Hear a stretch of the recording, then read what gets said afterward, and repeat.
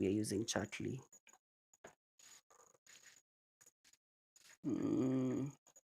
Use Chatly. Okay. Unajua umesema gaki kidogo nikuuliza kwani wewe ni mkisi, but yeah, whose. So give us a story. See again, this story it's a bit, it's not as tedious as what ChatGPT gave us. It's not as tedious as what who Cloudy gave us, because again it's understanding from a creative point of view. That's why it's giving us a story that is really short. Did it call us a name like Mzee Kobe or something? No, it didn't. Ilitupea like these words ni more American as opposed to like what we used Claude ikakuja to us. You can see differences. Yes. Now let's go to the last prompt. Then we get to the beautiful things. Okay, this one is not. This one is, yeah. So there's this.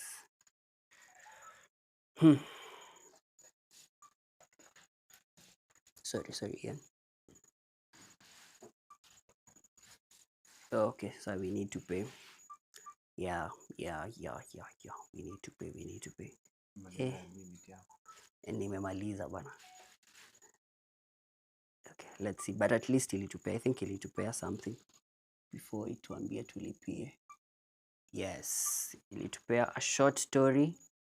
But again, it didn't touch where we are because American-based Google.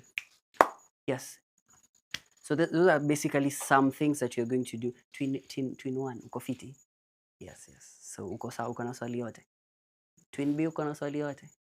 Wait, I'm curious. Msisikize. Akifeel something, you can feel it. No, sikuna kwanga na hiyo kitu. You guys don't know about that thing. No, like wamecheka vile the same. Wameinama hivi wote. Labda feeling. Yeah, ujui. Sasa unaweza penda mtu mmoja. They can't. Type ya ule. Anyways, you're going to be our point of laughter. So tukiboeka sana tunawatumia. That's the beautiful thing of having twins. Amjaenda kwa like your parents alafu mmoja akajificha, and then you've ever done that? You guys have, you are not fun. If I had a twin bana, hata exam angekuwa ananifanyia. Anyway, so those are basically the highlights of what we are touching on AI. But now I want us to get now into understanding what AI is, and which different AIs, and also the impact of AI as tumefanya hivi. So when you're having your free time, why am I stammering? When you're having your free time, go try different tools. Go try angalia online, which tool can I be able to do this? If it's a tool for cooking, there are those AI tools zenye ziko huko. If there are tools for probably geomapping, there are those tools zenye ziko hapo. So yes, because of time, allow me to go to sasa kuangalia nani hajaingia kwa nini yetu. Okay. Chaniona. Let me see. I'll know who mwenye hajaingia kwa live ama nini. Na kidogo nione kama isha kuja. There's something I want to pick. Okay. Nice one.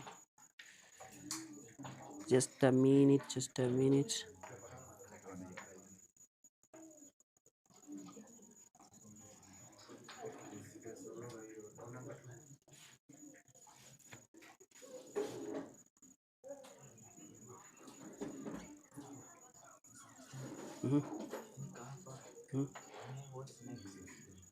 Wait. Just a minute.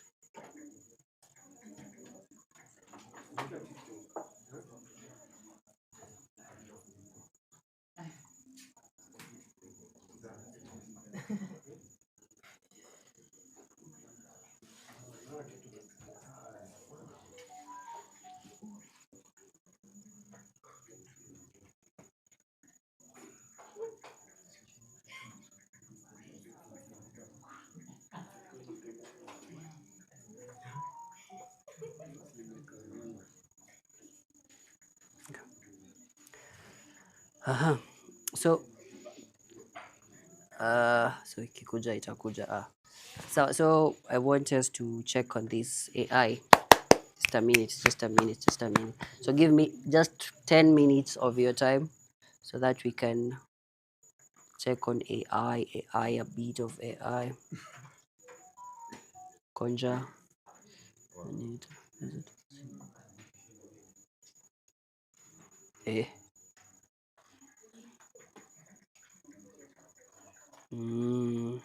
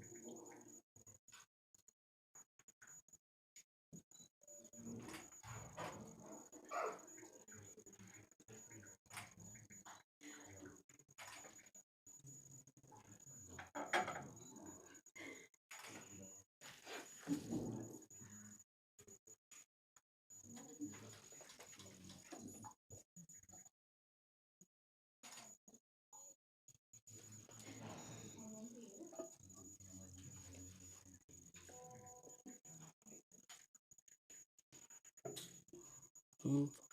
Meja una act kama watu wa media team wa kanisa. Nazichukulia hadi chini chini.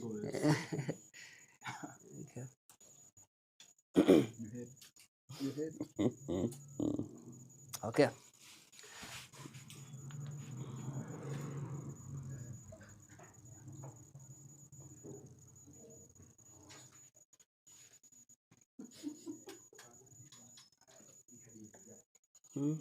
Hawakulipi kuonyesha your face.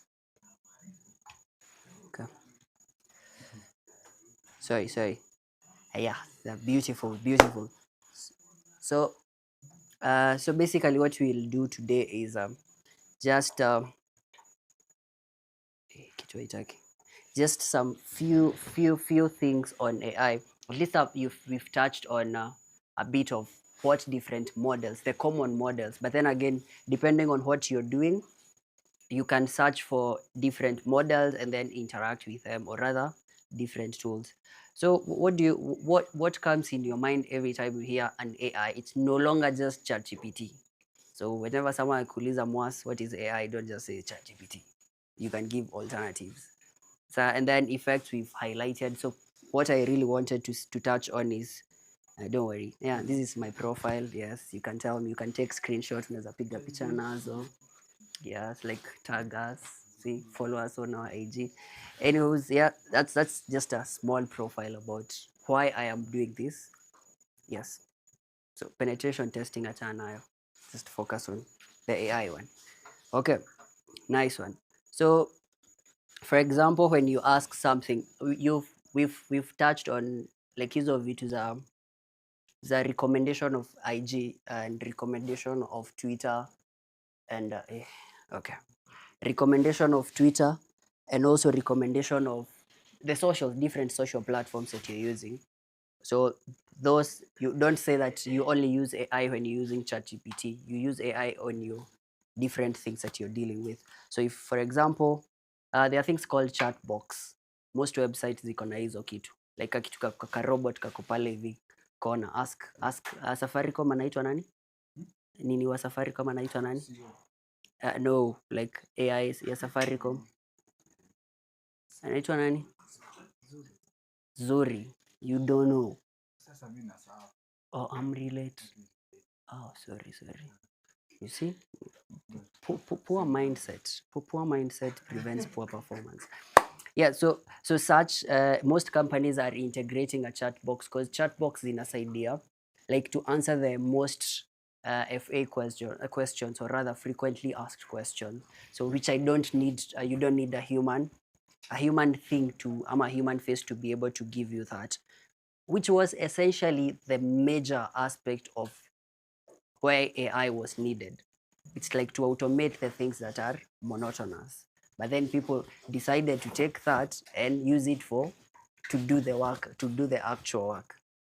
Yes, so ChatGPT has their AI models. We've seen them. Siri is a voice assistant. For ako wapi nani? Ametoka nje. Where is she? Ameenda. Oh yeah, yeah. Like voice series, having Siri in your place. For the gamers, nani ana game? Una game? You're a gamer. Mokorin, oh, was Jemo una game? Okay, so yeah, you have different nini for everything that you're dealing with. Then why we need to learn AI basically, it's to understand the fundamentals of why AI is important. So I think it's something we've touched, all of us, by knowing why we need AI for automation, for processes that they can be tedious, and also for like basically make us know things that we didn't know. And also for that, for then when tukienda kwa the other sub unit about cybersecurity, nowadays you can use AI to check some common vulnerabilities, ama what we call CVSs, and also protect yourself. You can ask AI, why was my account hacked, ama what recommendation. You just give your AI a link of your YouTube, wambie what can I do to improve my traffic of people. What do I need? You need more prompts, you need better prompts, you need better thumbnails, you need better zinaitangwaje tags and stuff, vitu kama hizo. And also understanding common threats kwa AI. Now that comes to AI because we are dealing with AI and cybersecurity. Yes, that's basically some of the things that we are dealing with. Why is it coming to AI? Okay, cybersecurity is a fiction. So we did a prompt whereby we asked ChatGPT, we asked them to give us a story, similarly, like an essay thing. So can AI write an essay? Yes, it can. Can AI create videos? Yes, it can. Can a hacker steal your password when you're confiding to your AI? Yes, someone can steal your password. Yes. Unaweza jua like difference ya video like iko like generated from Yeah. AI. Ukiangalia video ziko na AI, this one wakifungua mdomo, meno yangu si ya white, but unaonanga inakaa black. And the person is talking, meno imeishia hapa. Meno hapa haionyeshi the other tooth. So itakuwa anaongea from here. And a normal human being, you don't talk from here. You can see the difference. And when I'm talking normally, my jaws are. So that's basically it. The eyes, some others you might find that eyes zingine moja inaangalia, moja ni dark, moja ni white. Those imperfection. Then kuna those perfect things. Kichwa inakaa, akimove kichwa na move. Like robotic aspect of it. Yeah. Then can AI detect a cyber attack? Yes, it can. If you give it the details. So when you come to the classes that we have for those doing cybersecurity, we'll be able to do this. If you want to train your team on the same to do how you can be able to use AI to detect fraud in your website, in your social media, then again, Vivian, tusikize hapa. Unajua utahakiwa account yako na utakuja hapa kutulilia, oh my account was hacked, na tunapeana information. Okay, yes. What other things can AI do? AI can create modules, can basically help you to do the things that you want to do. Nowadays, people even create recipes. I know, do you cook? Si kuchemsha nini indomie. That is not cooking. That's a snack. Sasa ukiuliza mwanaume have you cook ugali mayai, indomie na maji. Lakini kuna watu wanakaaje kula indomie. Unataka kusema ni vizuri, si healthy. Then so again, someone might ask what an AI is. Basically, as we said, it's an artificial thing, whereby it performs tasks that requires human intelligence. Again, as I said, AI doesn't come up with something new. It just uses what is there. It's just that inakufanya you feel as if it's new, because in as much as we are different, we are the same. In as much as we are different, we are the same. We feel hungry. It's just that vile I react when I'm hungry But if you look at it, in as much as we are all different, mzungu, mhindi, mnini, we are all the same. So whatever you wrote in, even if uliandika in Russian, chances are they have the same feeling. Yes. Engineer, kofiti, we uko game mode. Ni sawa, we control tu, control. So tukasema certain for you to understand these languages, they do all those things. You can do image altering of your image, also image, all those things. Learn from your data. You can feed it. You can tell. Unasikia watu wenye wanatengeneza smart agent. Have you heard anything of the sort? Malcolm, you don't know anything about agents? Yeah. Jimmy, do you know anything about agents? See agent wa M-Pesa, like AI agents, whereby it can be used to automate a thing. Like for example, si unakujanga huku kila siku. So uko na nyumba yako, you have your TV, you have your fridge, you have a nini. You create an agent that probably ikifika saa fulani, kama kuna mtoto anafaa fridge ifunguke, impe chakula. Achukue chakula from that. You create something.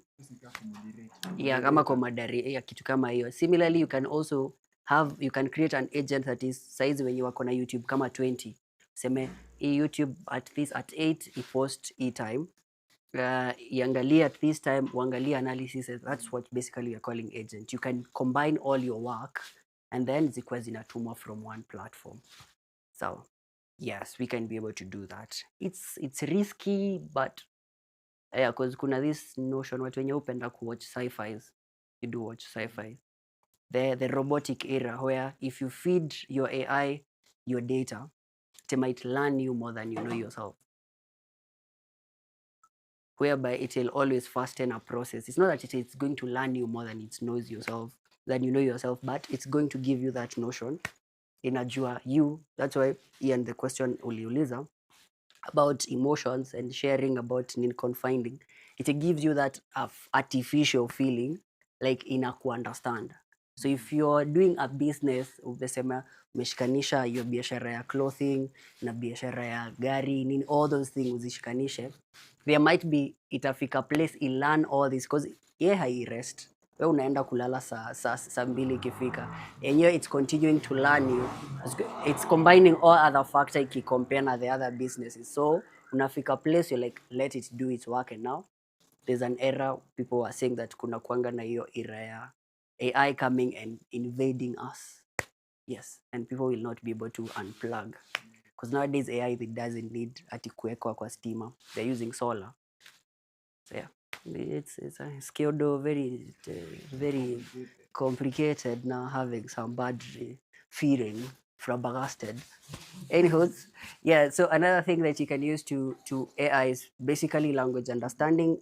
So language kama hizo ChatGPT, Siri, and also understand how these things, if you're going to get into machine learning and AI, you understand how to can be able to create these things in advance. The other thing is decision making and problem solving, because this is the basis of creating an AI. You want it to solve a problem that you have. A problem that niko ni nilikuja shule at 8, then kuna mtu anafaa kufungua gate yangu at 10. I won't be there. It's helping you to solve that problem. Then in image recognition, this one it's used by people when you wanna detect like fraud, AI.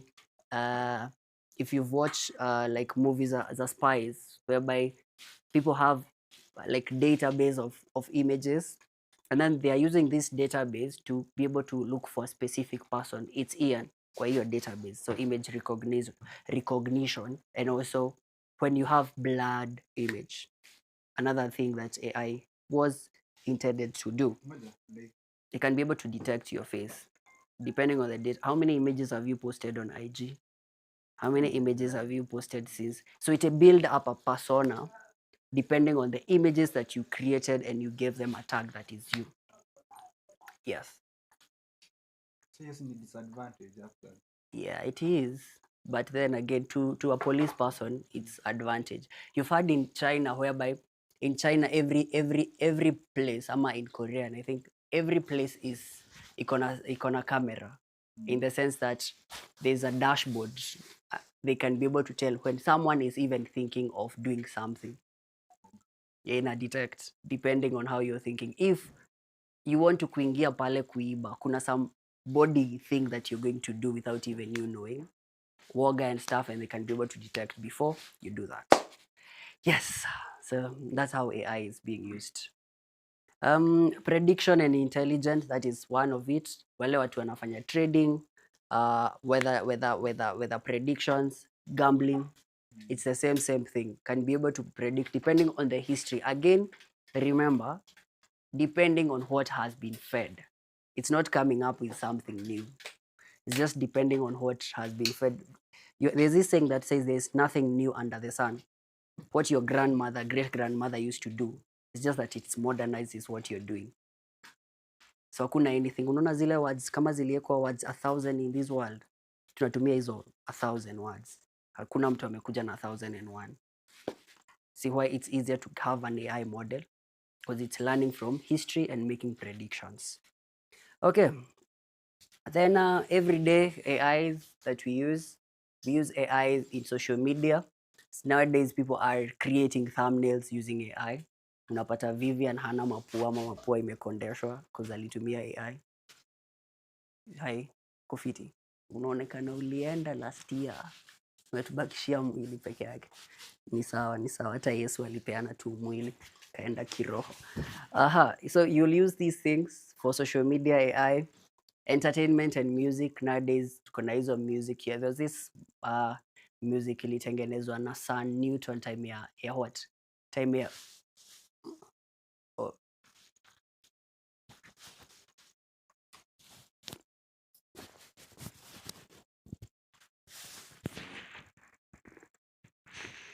sorry.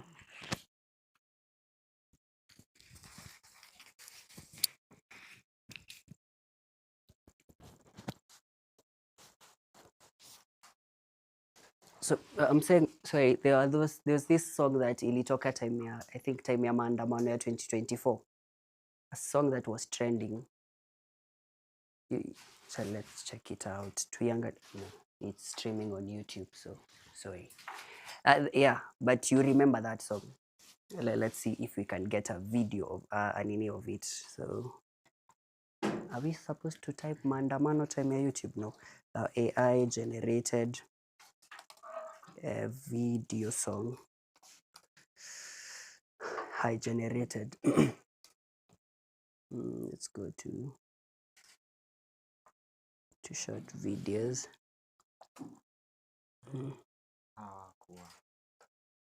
Hawakuwa time ya maandamano.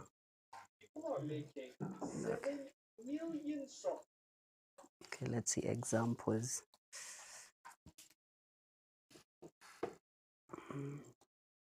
You can see kama this venye it's very perfect. Got it, yes. Mbona haina sauti?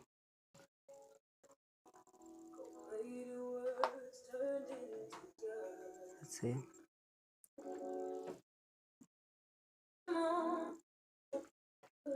You see what I was saying? In a human being, huyu hana ulimi. You can see hana ulimi. See hana ulimi. The song is cool, but hana ulimi. Again, you can see how this hair inakaa. Hata akimove nywele haisongi.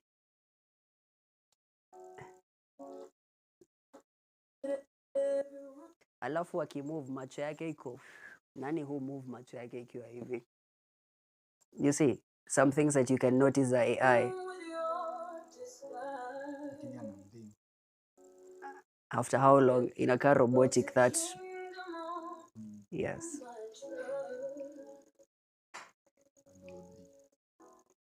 Alafu skin yake iko flawless in as much as uko Mwafrika ama mnini aje. Kuwa na tunywele to kuonyesha you're a human being. Yeah, such kind of things. So the song that I remember, you go search it and you'll see. So whereby people are using AI for entertainment and also music industry to create. For producers, they are using Kama 11 Lab to be able to help you to deal with, to easily produce your music, edit your music, plan your music, and such. So faith. Yes, you can also use as a search navigation, as I've shown you. Like every time nowadays, if you search anything online, the first thing that comes is an AI overview. Then face unlocking and smart devices. Yes, whatever you're using now, it's AI. That's why you'll find your phone knows you better than yeah, than you think you know yourself. Because umeipea every image in every mood. Ukiwa ulikuwa unapika ugali, umeionyesha. This is data that is being collected about you. I'm not saying don't use your use pin. Mbona utumie face? Mbona utumie sura kwa iPhone? It's easier. So you know the easier you've never had the this saying yeah. Leo mimi naitwaje? Hao wazee wa kitambo walikuwa naitwaje? Wahenga. Yeah, leo mimi yeah, so like wanasemanga the shorter route is always the longer route. So the easier it is, the more it's easier for you to. So the type of AIs, there's the narrow one. So basically zinakusaidia. They're not giving you in-depth of specific things that you're dealing with, which performs basically one task. Kama akina ChatGPT, it's writing and chatting.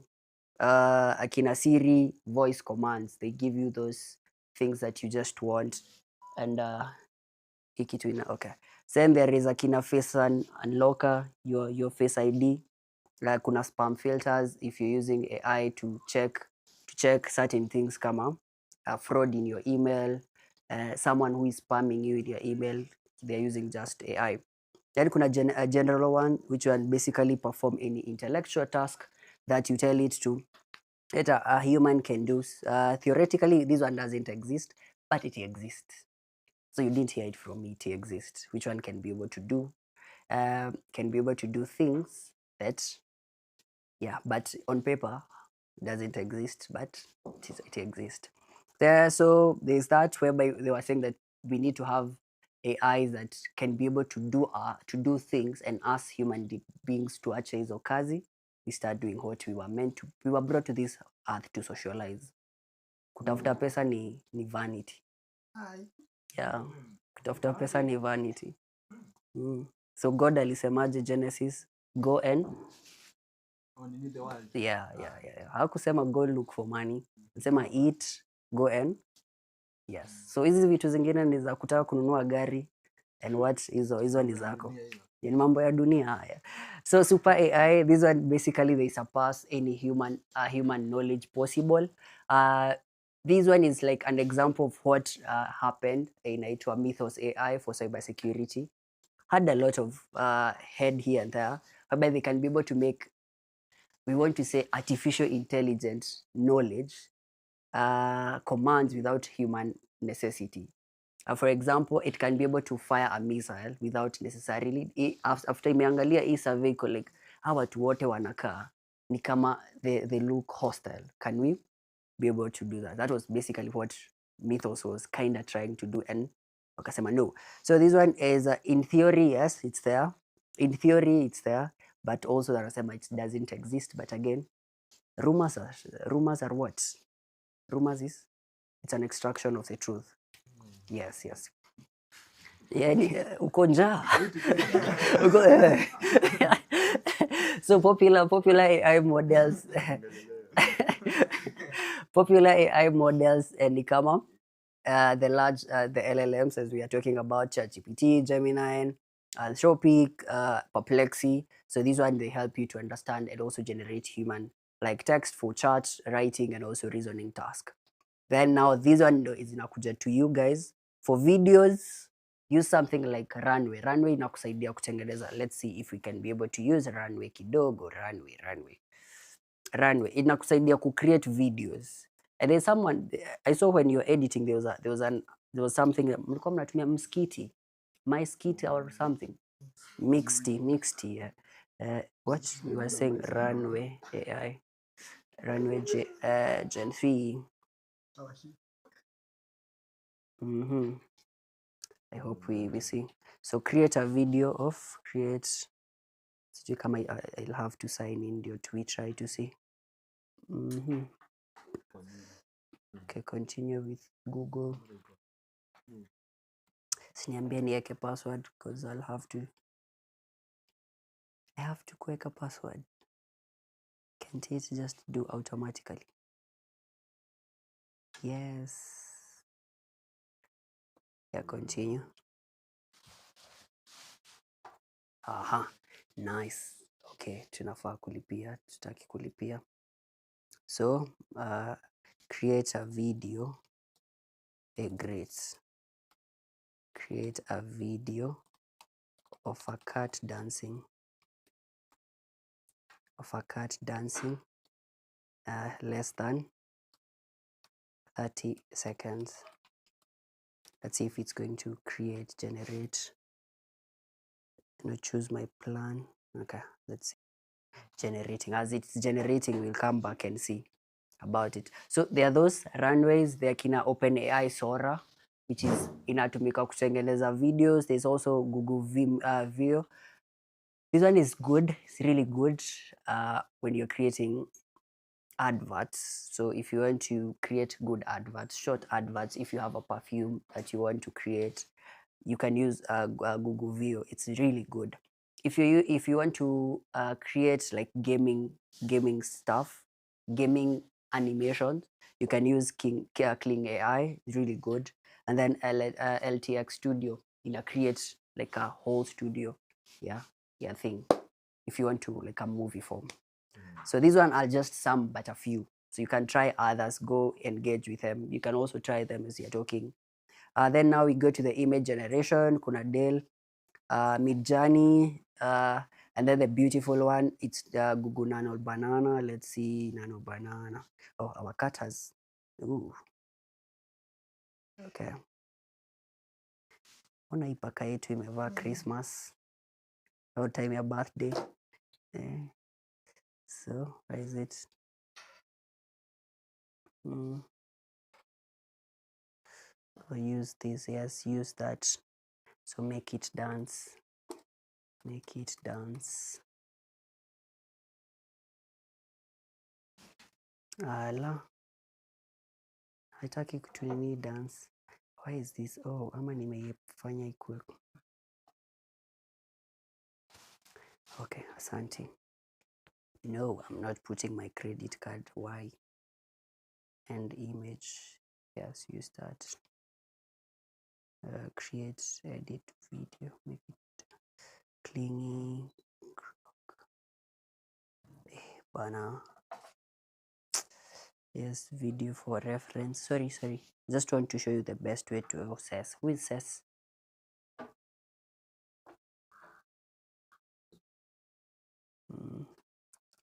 See if we save. Just wait 10 seconds. So okay, let's see if it's going to give us that. But I wanted to show you Google Nano Banana. Try Google Nano Banana, not banana. Google Banana. These are things mtatumia mkitengeneza good what get started. Yes. I agree to terms.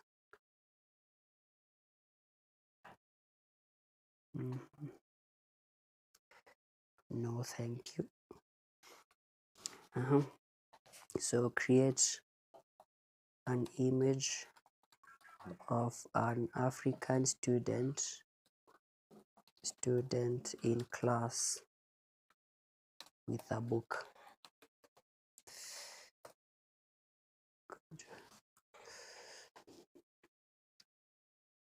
Thinking. Nice. Enable Google Drive. No. So you see, hiyo book image. You can also see Ian hapa amefungua kichwa ya Ian niko. You see, so good morning. Yes, so unaona vile, because we gave it a general prompt. So if we needed a fine image, that's where prompt engineering comes in. You need to give it a teacher, a student doing ABCD, because mimi hata nimeshanga hao wawili wako kivia. Unaona huyu na huyu msichana, hata book yenyewe imejisimamisha hivi. Ni kama video, ni kama drama. you see also other thing, kuna bayo na bebe hii ni tiangalie nyama kama imeiva. So yeah, so these are the issues that we were saying, like they need a human. So wezi kama ni mtu tu mwenyewe anajua tu AI, it's just creating it, ina create videos, atakuja a download but ataangalia those. That's why you need a human touch in this. So also Nano Banana such as it for zina create a very good images that you're going to use then again to different other tools to make sure that you want to animate them and you want to make sure that you've gotten the fine output of the things that you want. Then kuna Google AI Assistant, and this one is for I think most people, but when you are in development wanatumia kitu kai kama GitHub Copilot, akina Kasa AI, zina help us developers to debug things. What? Oh, okay. So no way. Okay, wanasaidia these people to just again automate the process that you're doing. Okay, so then we know why are we learning AI? How does an AI come to place? Again, it's just a summary of what we've said. 2-in-1, Kofiti. Yeah. Okay. So solution. Yeah. Hiyo jina inanibamba. Sikushika hiyo jina ati son. Okay, sawa. Mtoto ni jina tu. So hata wao wanasema slow. Sema hiyo ingine yako African name. Mwesh. Mwesh. Okay. Ni Mwangi unaita Mwesh. Mwesh is the name, like the name Mwesh. That's a full name. It's short form, yeah? Hiyo Mwesh. Okay. Mwesh. Hey, you guys mnajipea majina sweet. Okay. So how does an AI learn? One, it's going to collect AI again. It's learning things from history, from what you are putting in there. If you've put you've put your social media inakaa tu wewe ni badi, chances are it's going to train from that angle, from what you're feeding, because again it's learning from history. Then how does it after it has collect your data, it's going to train a model that is inakaa wewe kama wewe, and then after hapo it's going to test. How is it going to test? It's going to give you recommendations about you, about the things that you like. And then with that, as you're putting more input, the more it's improving to an extent. You can feel as if AI, it's your partner because of what you're feeding it. Initially, you won't feel as if it's a therapist because your human cognitive power is still there. But the more you continue tuning in, it'll get to you. Yes, again, an example of an interactive things that you can see if it's an AI. For example, this first one, this here Trump, everyone can see. Sindio? Can you tell if it's an AI ama it's a human article? Why are you giving it a human? Anakaa Trump. Okay. Vivian, yenye we've selected ya Trump.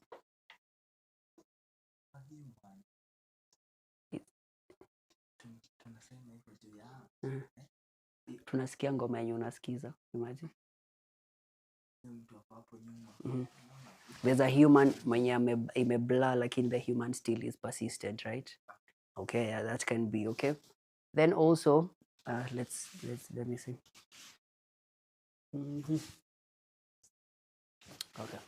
Yeah, anakaa tu Trump too. Vile tu anakanga. And also again how you can see even the writings, and it's a news one. So then if you go to the second one, is the image AI or human? Jimmy? It's AI. Even ikiwa na tag yenye imeandikwa human.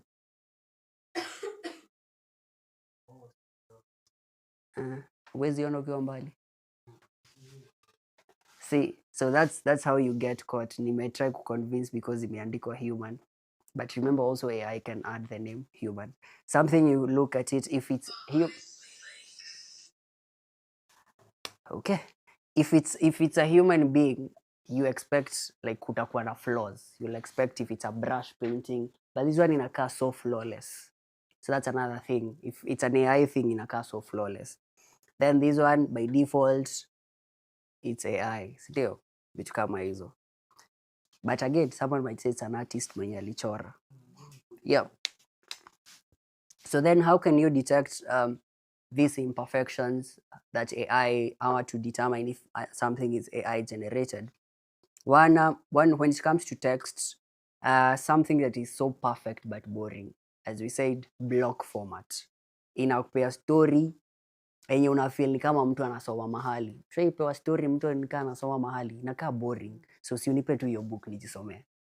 So that's a thing because it gives inakupea very dynamic rather thing. Then buzzwords, again AI kuna zile vitu, even when you're watching movies zenye ziko sci-fi zenye ziko na robots, kuna some things they are going to be giving you that zinakaa. You know, the beauty about having a conversation with a human is that a human has something we call filler words. Kuna zile vitu zenye najua engineer atakuwa akiongea hata in whatever situation, kuna words fulani ama accent fulani atakuwa akirusha certain things, but then AI, because it's learning from history, it might miss those things, and again it's instruction, so itakuwa ikitumia some buzzwords like statement, this one says according to a story, hivyo like you can feel it's not humanly stories. Then again inakupea stories zenye zinakaa tu not real because it's inasoma probably something happened in US but it's not affecting us. And then made up facts, vitu kama hizo gives you the wrong like size if you search nani amewahi ambia ChatGPT muulize kama ni mgonjwa ushai ati na feel hivi na hivi na hivi, mtu yangu unasemanga ku Google ni nini mbaya, ask ChatGPT, kesho yake utakuwa ICU because inakupea things zenye they are not factual as per se, but it's from how general knowledge imesoma. Then for videos, something venye tumeona like wobbly details, like a camera in a move different directions from where it is. Background objects like nguo vile tumeona kama kwa hiyo video yetu, it's mwalimu wako huko mbele but nini ziko huku, kichwa ya mtu ime give such thing. And also no breathing, huyu mtu anaongea tu kuongea bila hata mimi I'm taking breathers, right? But the audio is just, the video is just videoing. And then for images kuna hizo text, you'll find a text if it's biology haijaandika biology ama imeandika biology or something. The logos ziko upside down. Again, if we were to look at it from a camera view, if it's a camera, this name biology haifai kuwa hivi. Ndio for a normal wenye mtu anajua lens, if I capture a word inafaa kuwa upside, si ndio inaanza from the other way, but this one is showing us perfectly iko hivi. So yes, that's why we said you need like someone who has a know-how to know about the difference between AI. So watu wengine walikuwa tu Beth ulikuwa unaona iko tu fit, si ndio the word. So yes, so vitu kama hizo you'll need those out itaka hizo text. Then weird anatomy, whereby if you look closely kama head you don't expect kuna any human being kanafanya hivi kichwa, like it doesn't make sense hata kama weni uko flexible aje. So such general weird anatomy, again kwa video yetu tuliona huyo msichana hana ulimi. Then impossible physics, whereby a shadow inaenda in the wrong direction. Let's see if this one has a okay, we are assuming these people are looking at the wrong direction. Matuseme ni group presentation, but then huyu akatufail. Actually, instead ya kwenda na mwili alienda na kiroho. Yes. Okay, so such, these are just but fine details of what you're going to check to see in different videos and AI things. Then we are using AI in different sectors, as in education, like kama vile tunatumia saizi. Kitaka kufanya research saizi, I don't need to per se go to the library. I don't need to to look at to big bulk of notes. If it's coding, I have Lovable. I have all those things to create for me certain things that are just there. Then kuna also translation. We have AI chat box that can translate, Google Translator, Kina Siri, all those things. They can be able to convert a certain language from one point to the other one. Then health ni kama hizo disease prediction, depending on what data are zimewekwa za a certain person, we can be able to predict which diseases are you likely to have in future. So depending on what you fed your database. Then also imaging, sizing, XR, inaitwaje? MMIR ama MR or something. Yes, the MMIR and stuff. MIR, radiography, basically. Yes, MRI. Thank you. And then vitu such as AI can be able to use it. Then kuna also patient monitoring, whereby I don't necessarily need to be there when you kama uko ICU. Huhitaji kuwa na nurse hapo. Kuna hizo machines that can be able to monitor you. And also in a general aspect, drug discovery, like what is the Ebola vaccines and zina facilitate, zina fasten. Then AI in businesses kama chat box, Zuri, marketing automation, agents, the presence of agents, then fraud detection, email filtering, and all those things, inventory prediction. Depending on what you are doing, chances are this AI is going to also show you what risk are you going to probably get into, what risk and also what benefit can you get in future and such. So is AI risk the risk that we are talking about? Yes, presence of a lot of deep fakes. So fake AI generated, like what we did, our president kuwa amekufa and such. Also AI unfair outcome due to bias training, because again, it will only read depending on what it has been fed, the instructions. So it's not going to think outside the box. It's going to just be confined inside the box. Then fake news. Again, fake news ndo sema bad PR is the sweetest PR because itaenda. So AI is helping that. So if today we say someone has Skymo is sleeping and we start spreading it in our website, itaenda na probably ni AI imesema hivyo. So to convince someone who wasn't in our meeting that Skymo was sleeping will be hard. So okay, then privacy and scam. For AI can be able to get into your details, and then if someone asks you about the story that you gave your AI, it can be able to read some of the things that you have. If I have that background there, knowing about AI and security. So those are just what we are going to deal with. I don't want to get into details of it. Deep fake ni kama this one. So there's a real one. You can see a real one has a iko na mistakes. Like if this is a drawing, iko na nywele. Look at the nini one. It's so flawless. Nitasema binadamu ni kukuwa na some hairs. So if you don't have hair, you might be AI. Might be AI. So then what such vitu kama hizo fake voices, whereby someone can clone your voice and swap and use that to mimic. It's very the fake, the cloning of audio has been used sana sana in what? In child trafficking. So it was a very bad, it's still a very bad issue because someone can just call you, assume how hauongei, take your voice and a record and then clone that and also now call your kid, go to your social media, call your kid and assume it's a mother who is calling them, meet me to a specific place. Yeah, it's really bad, but watu wana deal nayo. Okay.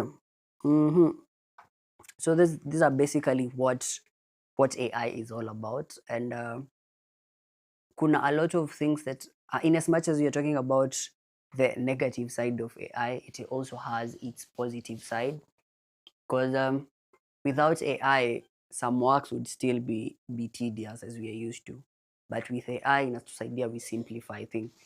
Now I don't need to give you a project nakwambia kaa nayo 6 months. You can be able to do that project within a week if you have the knowledge of doing that project. Another thing about AI is imesaidia kugive watu jobo. So nowadays kuna prompt engineer. We didn't have prompt engineers. We have AI trainers, watu wenye wanafanya data annotation, such kind of things. So have you ever done data annotation?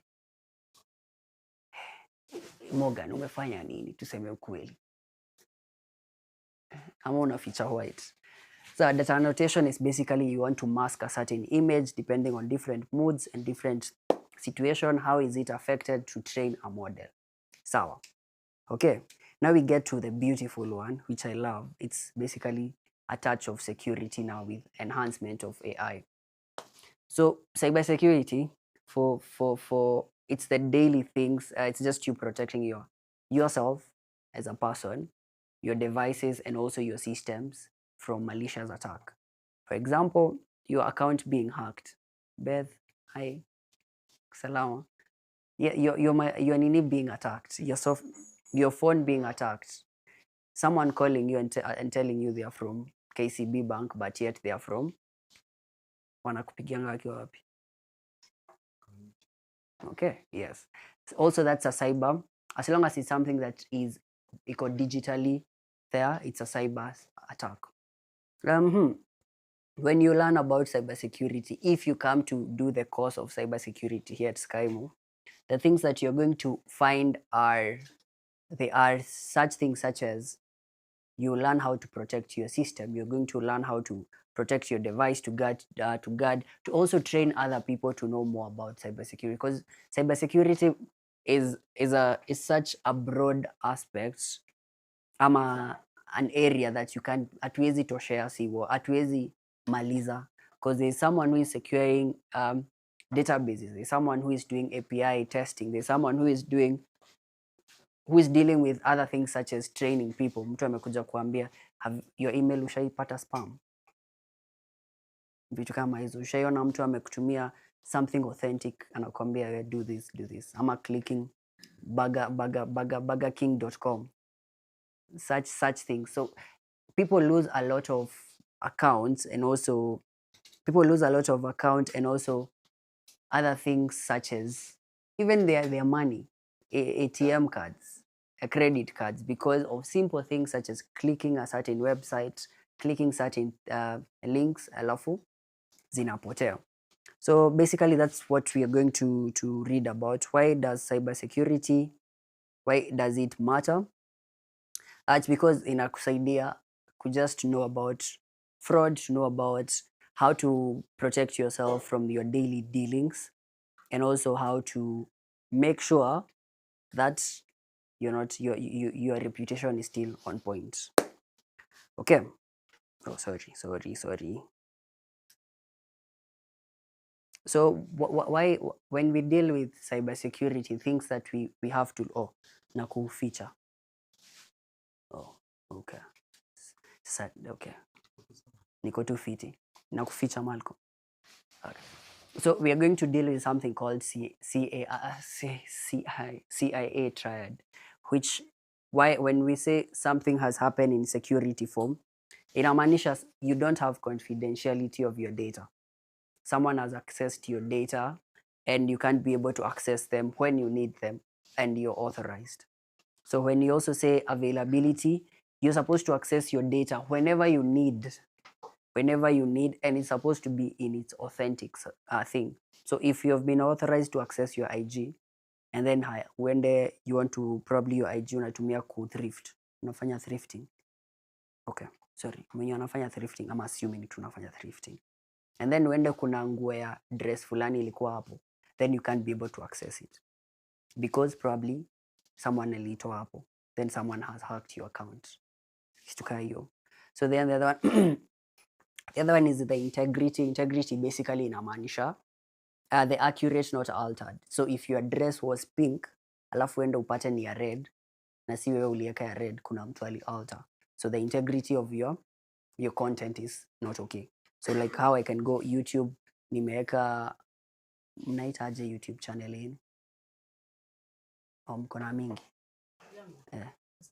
Yes, uende upate unaongea kuhusu general aspect of life, alafu uende upate anauza gari, kidogo itakuwa na tashwishi, si ndio? Yes. So if you know this thing, if you find your data has been altered, if you go and find you can't be able to access your data whenever you need it, and also you can't be able to confidentiality, your data is being accessed by other people. That's also an issue. Cyber things, the things that for those who are interested in doing cyber security, courses that you'll come and find is like a network security officer. So basically, this one they deals with things such as routers, know about firewall, and also know about data in transit, and also how can someone access the data twin B amelala. Hujaisi kulala na yeye amelala? You guys, you're not twins. You're faking it. You need AI. Then kuna watu now the most recent course that watu wengine wana deal nayo in security is cloud security, because nowadays we don't physically store our data here, we store them uko kwa cloud. Then kuna application security, know about vulnerabilities of softwares, because softwares, the more we are living the human interaction, the more we are dealing with digital, the softwares and applications, they need to be secured. And then kuna ule watu wa forensic, basically if something happened, wao ndo wataitwa kuangalia this, they investigate cybercrime and also recover evidence and analyze the breaches of after an incident has occurred. Just like in case someone kill you ama steal, break to your house, watu wa DCI watakuja na watu wao wa forensic wachukue different things. Yes. Then kuna us penetration testers. We are very beautiful. We also do those good things. So types of risks that you're going to meet, one is, as the word suggests, is phishing.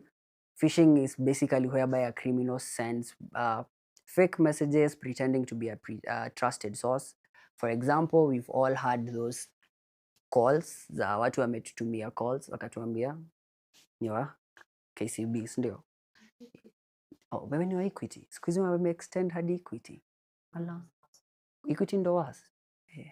Sorry, we are not yes, but yeah, okay, Equity, man up.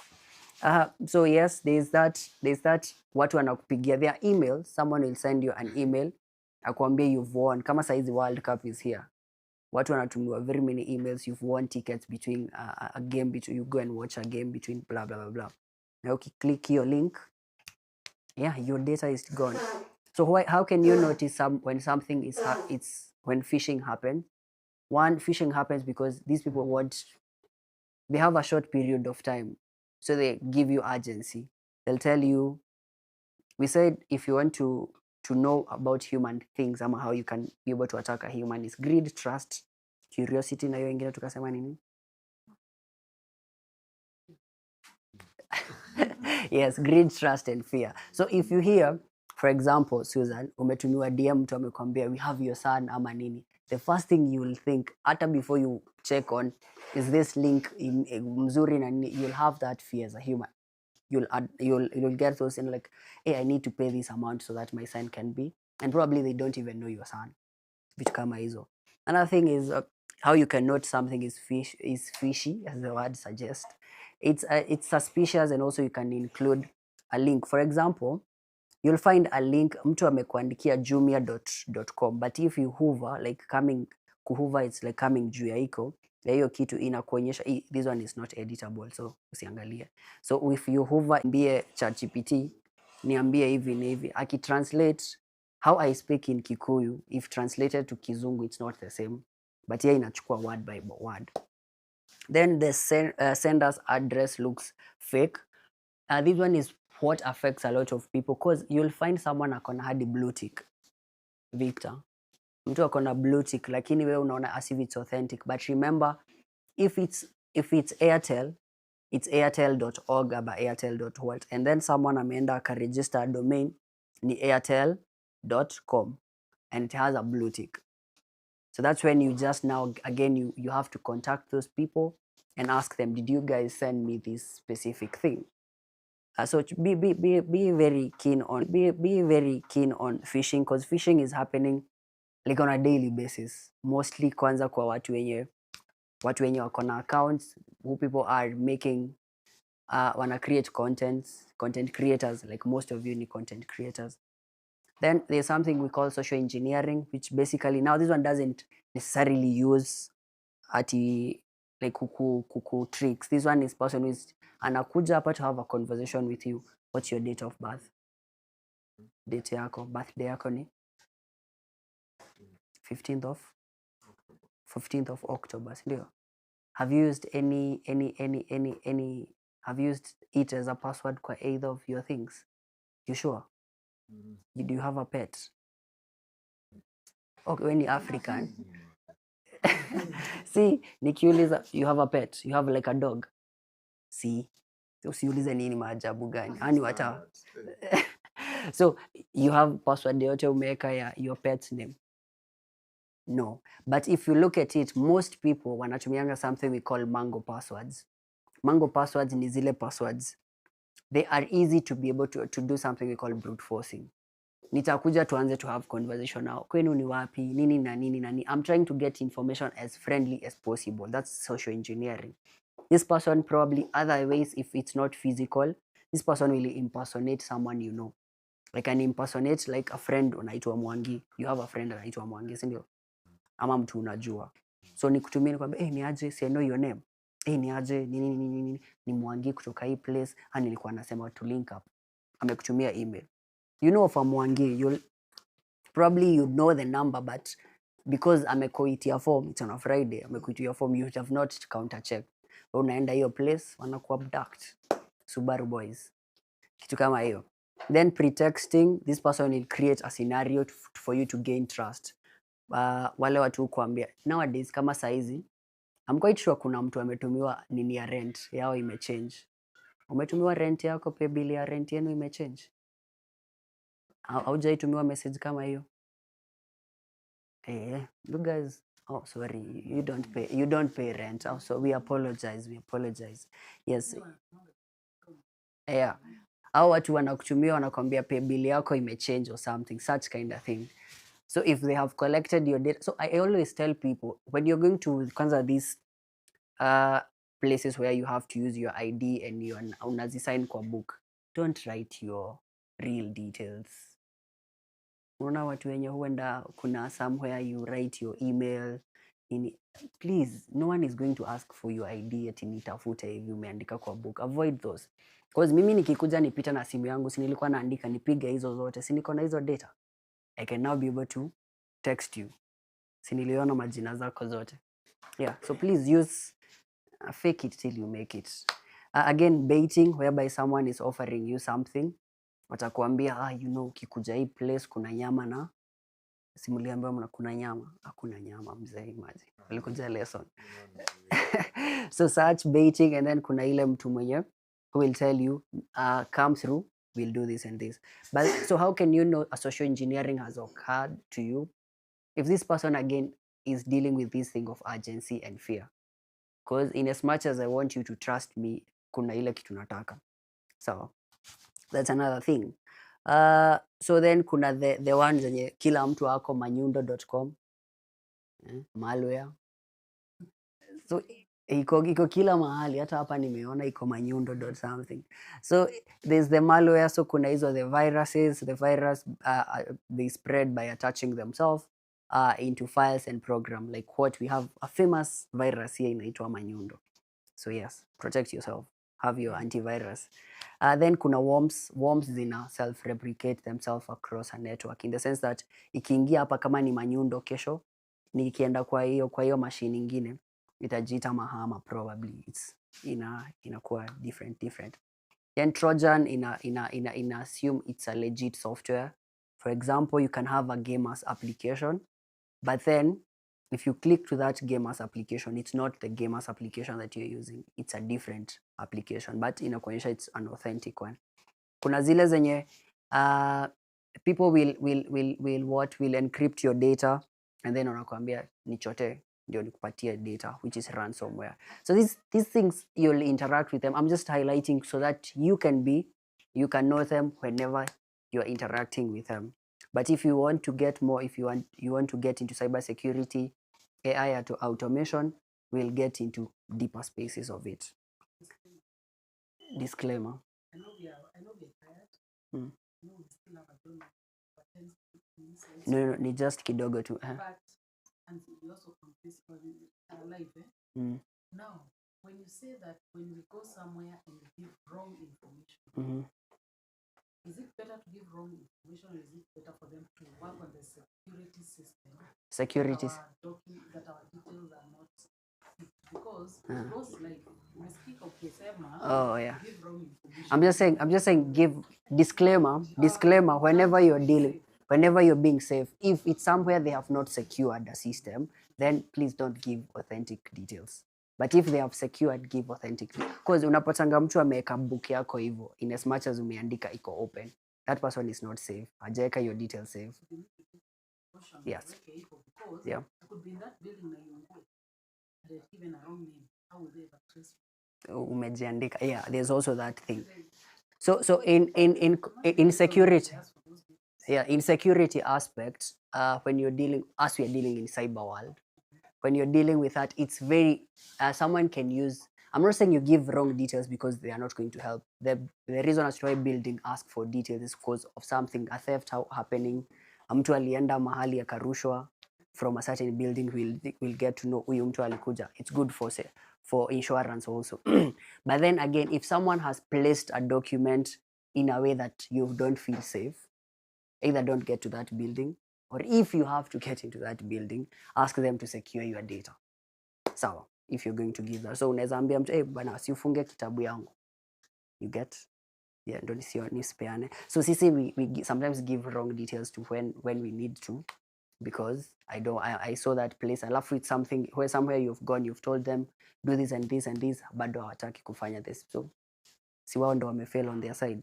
So since you don't want to be the part of bad people getting your data, you do the other alternative thing. Yes, but please give authentic details. Yes, don't lie. So password attacks, which what I've said, the Mango passwords. The Mango password, you're giving very weak passwords. Your pet's name, your mother's name, your admission number for high school, your admission number for campus.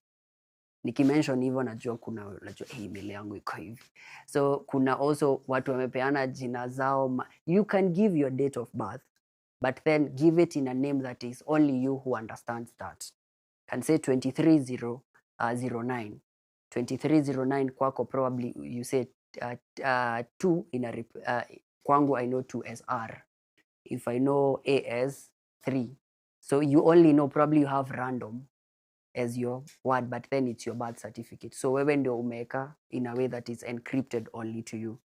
So again, strong passwords. So we say a strong password must have a caps lock, a lower third, a number, and a special character. Special character ni hizo hash, at, what else?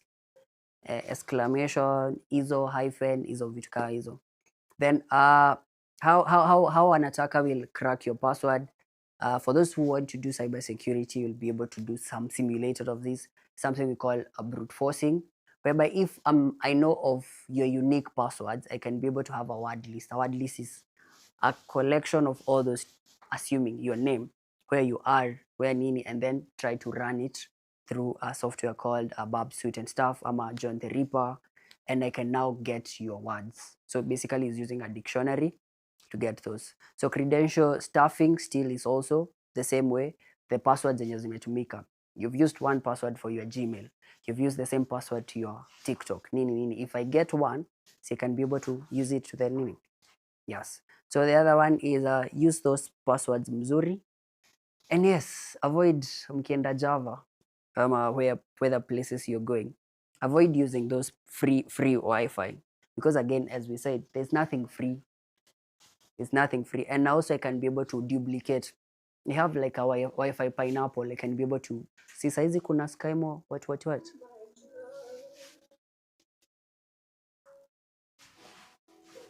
Oh.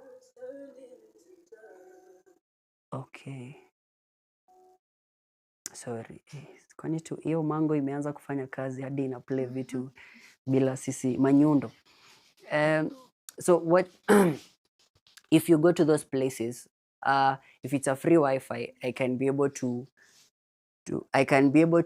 what, to like check how many people wamejoin kwa that Wi-Fi.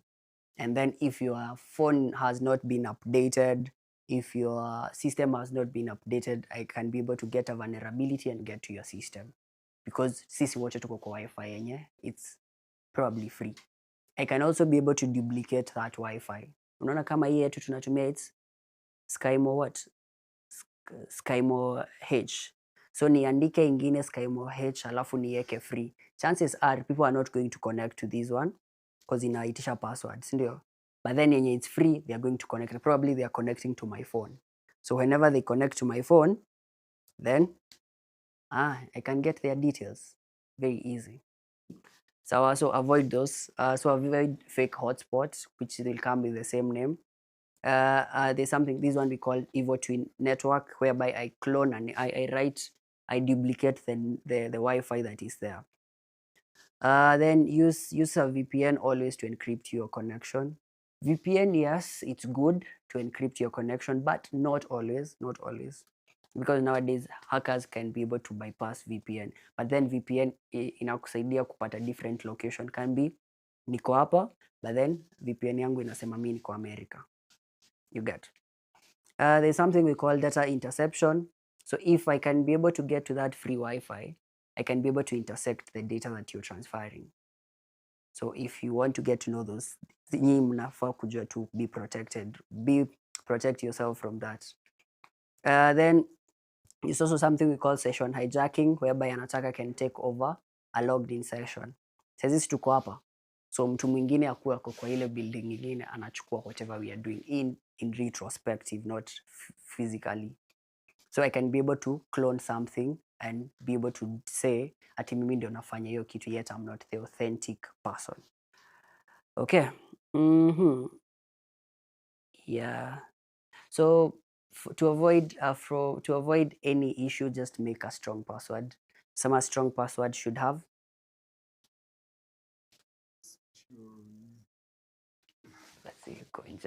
special character, a caps lock, a lower third.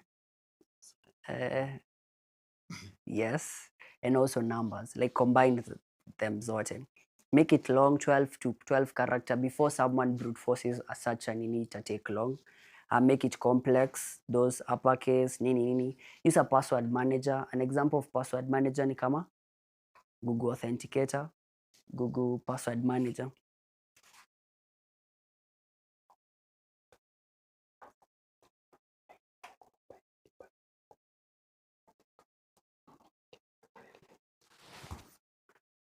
So use those password manager. Google Authenticator is very good.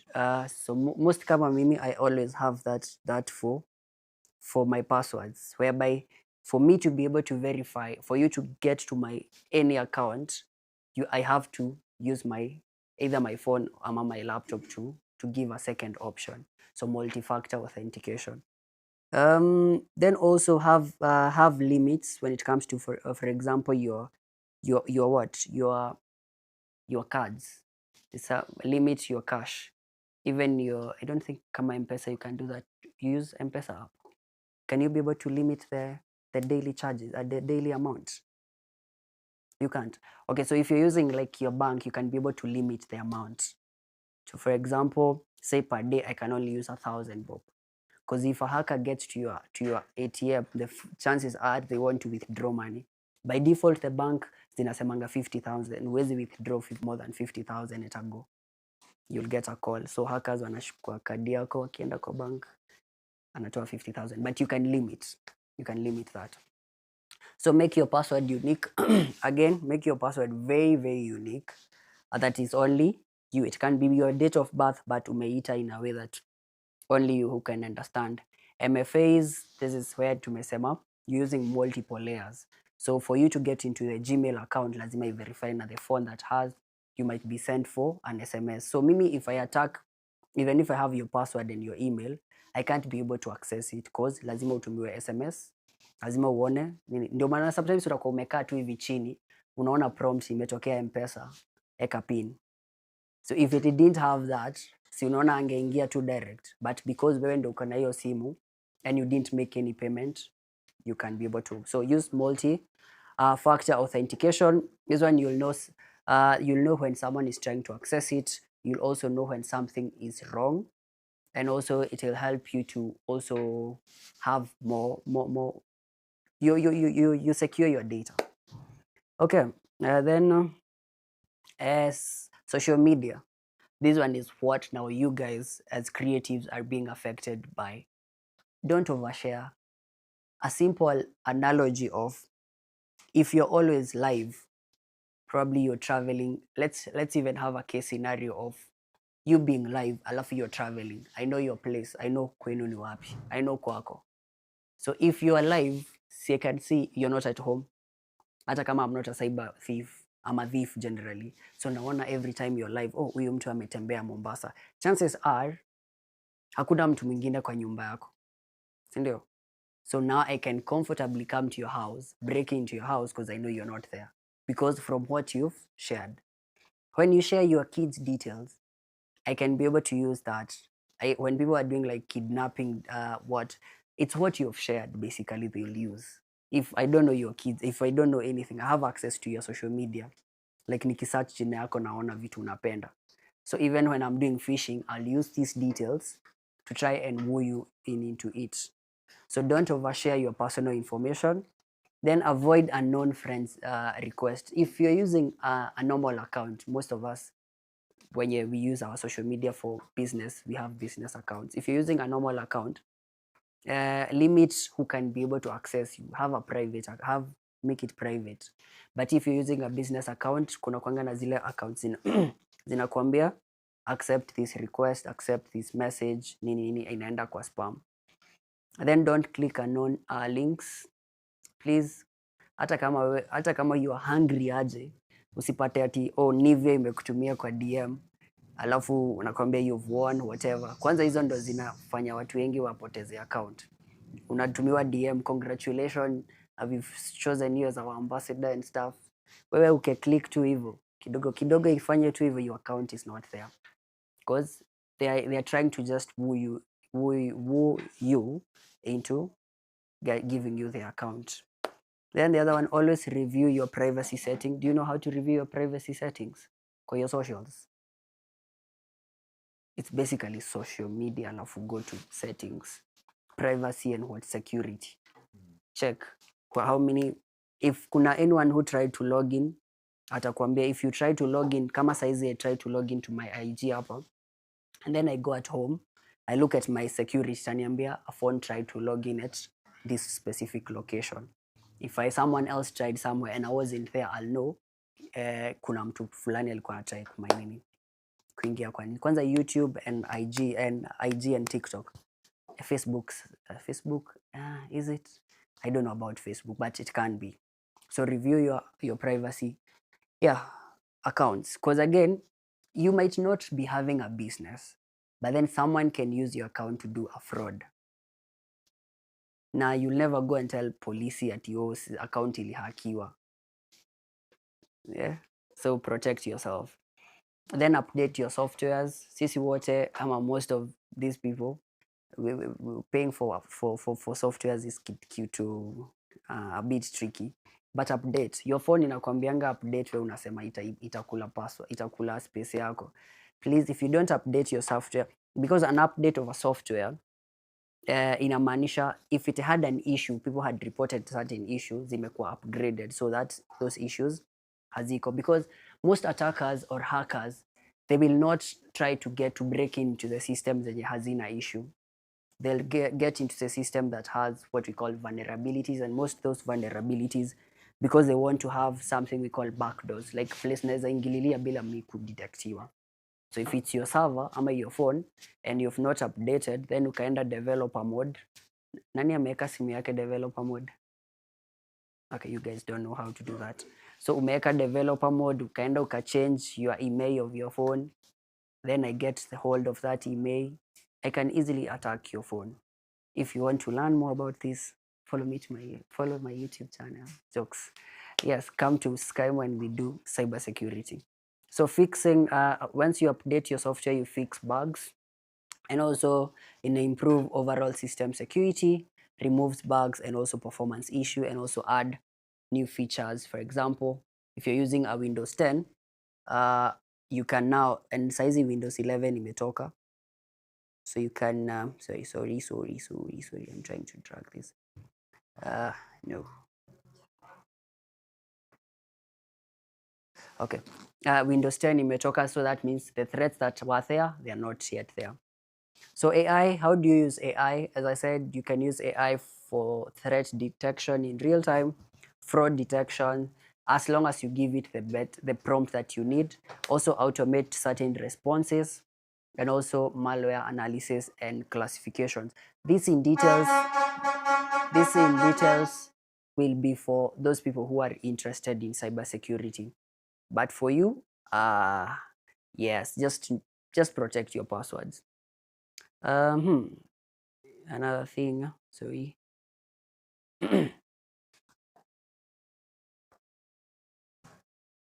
So the path, if you come here, no, as saizi we're almost done. If you come here to do like cybersecurity, certain things, the certificate that you're going to get, you can be able to use it as a SOC analyst. Rather, this one is someone who monitors. So if you're coming to do cybersecurity, you're going to monitor threats and analyze security threats, and also respond to these threats. If you're coming here as a you want to get a certificate as an ethical hacker, or rather a penetration tester, here you're going to get legally, underline the word legally, get into spaces that you've been given. I can tell you, hack my website, so that I can see, which I can be able to see how easy it is to get into my website. If those are penetration testers, or rather ethical hackers. If you want to learn about forensic, how can you be able to know that something we call like disk imaging and stuff, how can you be able to investigate if a crime was it, and how can it be recovered? Still, once you get that certificate of cybersecurity, you can be able to do that. Security engineer, I'm a consultant. Also, it gives you that basics, the basis of it. And then because you can be able to create compliance, and also be able to secure systems as an engineer, also be able to act as a consultant, which as a consultant you need some time and experience, but itakusaidia, itakupea basis. So these are some of the tasks that you're going to get, some of the tasks that you're going to get, and some of the careers. And that's basically it about careers, and careers in AI. Ni kama AI engineer, prompt engineers, data science, and such, and also machine learning. So these are things, once you come to like Skymo Creative, as a person who is interested in tech, you'll come and know. But then for you, as a general person, you've gained the knowledge of how you can at least protect yourself on basis. Sawa? Tuko fiti? Any question? I know you guys are hungry. So yeah, we'll call it a day from there. And thank you for your patience. And yeah. So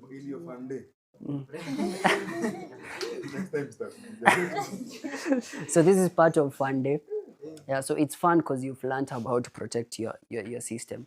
But yeah, but again, thank you. Don't leave. There's something that has been prepared for you. So mtatoka tu hapo hivi nje, Mbugu atawaambia more about it and what you're supposed to do.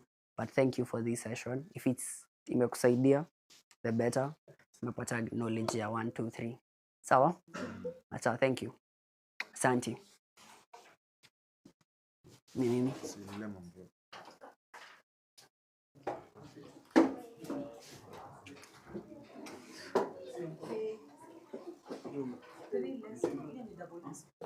Chemistry.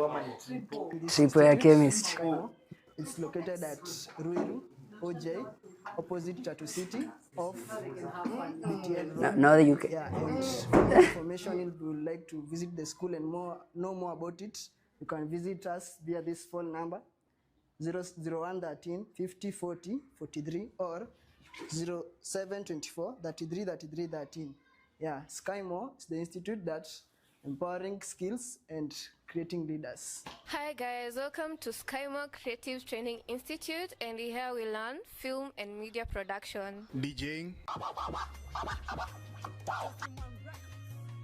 creative videography and photography, journalism, ICT and computer studies, 2D and 3D animation. graphic design. We are located in Ruiru OJ, opposite Tatu City, along BTL Road. Unaweza Facebook, Instagram, TikTok and YouTube. Welcome to Skymo Creative Training Institute.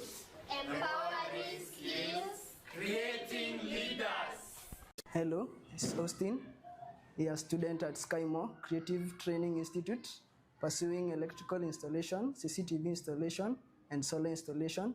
Yeah, if you would like to join this institute, Skymo, it's located at Ruiru, OJ, opposite Tatu City, off BTL Road. Yeah, and for more information, if you would like to visit the school and know more about it, you can visit us via this phone number, 0113 50 40 43 or 0724 33 33 13.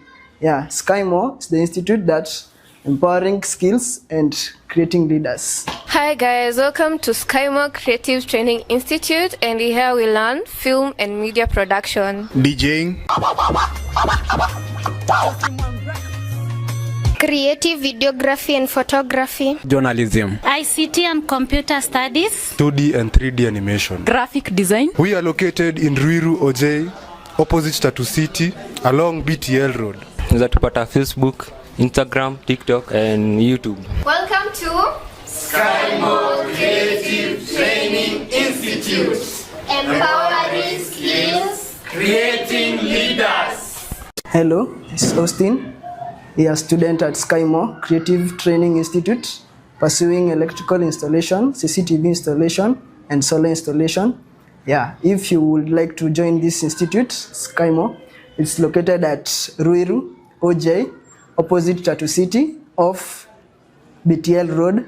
Yeah, and for more information, if you would like to visit the school and know more about it, you can visit us via this phone number, 0113 50 40 43 or 0724 33 33 13.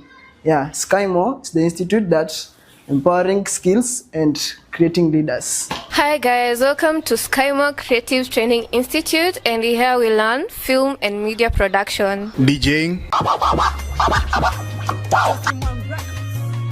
creative videography and photography, journalism, ICT and computer studies, 2D and 3D animation. graphic design. We are located in Ruiru OJ, opposite Tatu City, along BTL Road. Unaweza Facebook, Instagram, TikTok and YouTube. welcome to Skymo Creative Training Institute. Empowering Skills, Creating Leaders. Hello, this is Austin. We are a student at Skymo Creative Training Institute, pursuing electrical installation, CCTV installation, and solar installation. Yeah, if you would like to join this institute, Skymo, it's located at Ruiru, OJ, opposite Tatu City, off BTL Road. Yeah, and for more information, if you would like to visit the school and know more about it, you can visit us via this phone number, 0113 50 40 43 or 0724 33 33 13. Yeah, Skymo is the institute that empowering skills and creating leaders. Hi guys, welcome to Skymo Creative Training Institute, and here we learn film and media production, DJing, creative videography and photography, journalism, ICT and computer studies, 2D and 3D animation. graphic design. We are located in Ruiru OJ, opposite Tatu City, along BTL Road. Unaweza Facebook, Instagram, TikTok and YouTube. welcome to Skymo Creative Training Institute. Empowering Skills, Creating Leaders. Hello, this is Austin. We are a student at Skymo Creative Training Institute, pursuing electrical installation, CCTV installation, and solar installation. Yeah, if you would like to join this institute, Skymo, it's located at Ruiru, OJ, opposite Tatu City, off BTL Road. Yeah, and for more information, if you would like to visit the school and know more about it, you can visit us via this phone number 0113 50 40 43 or 0724 33 33 13. Yeah, Skymo is the institute that's empowering skills and creating leaders. Hi guys, welcome to Skymo Creative Training Institute, and here we learn film and media production, DJing,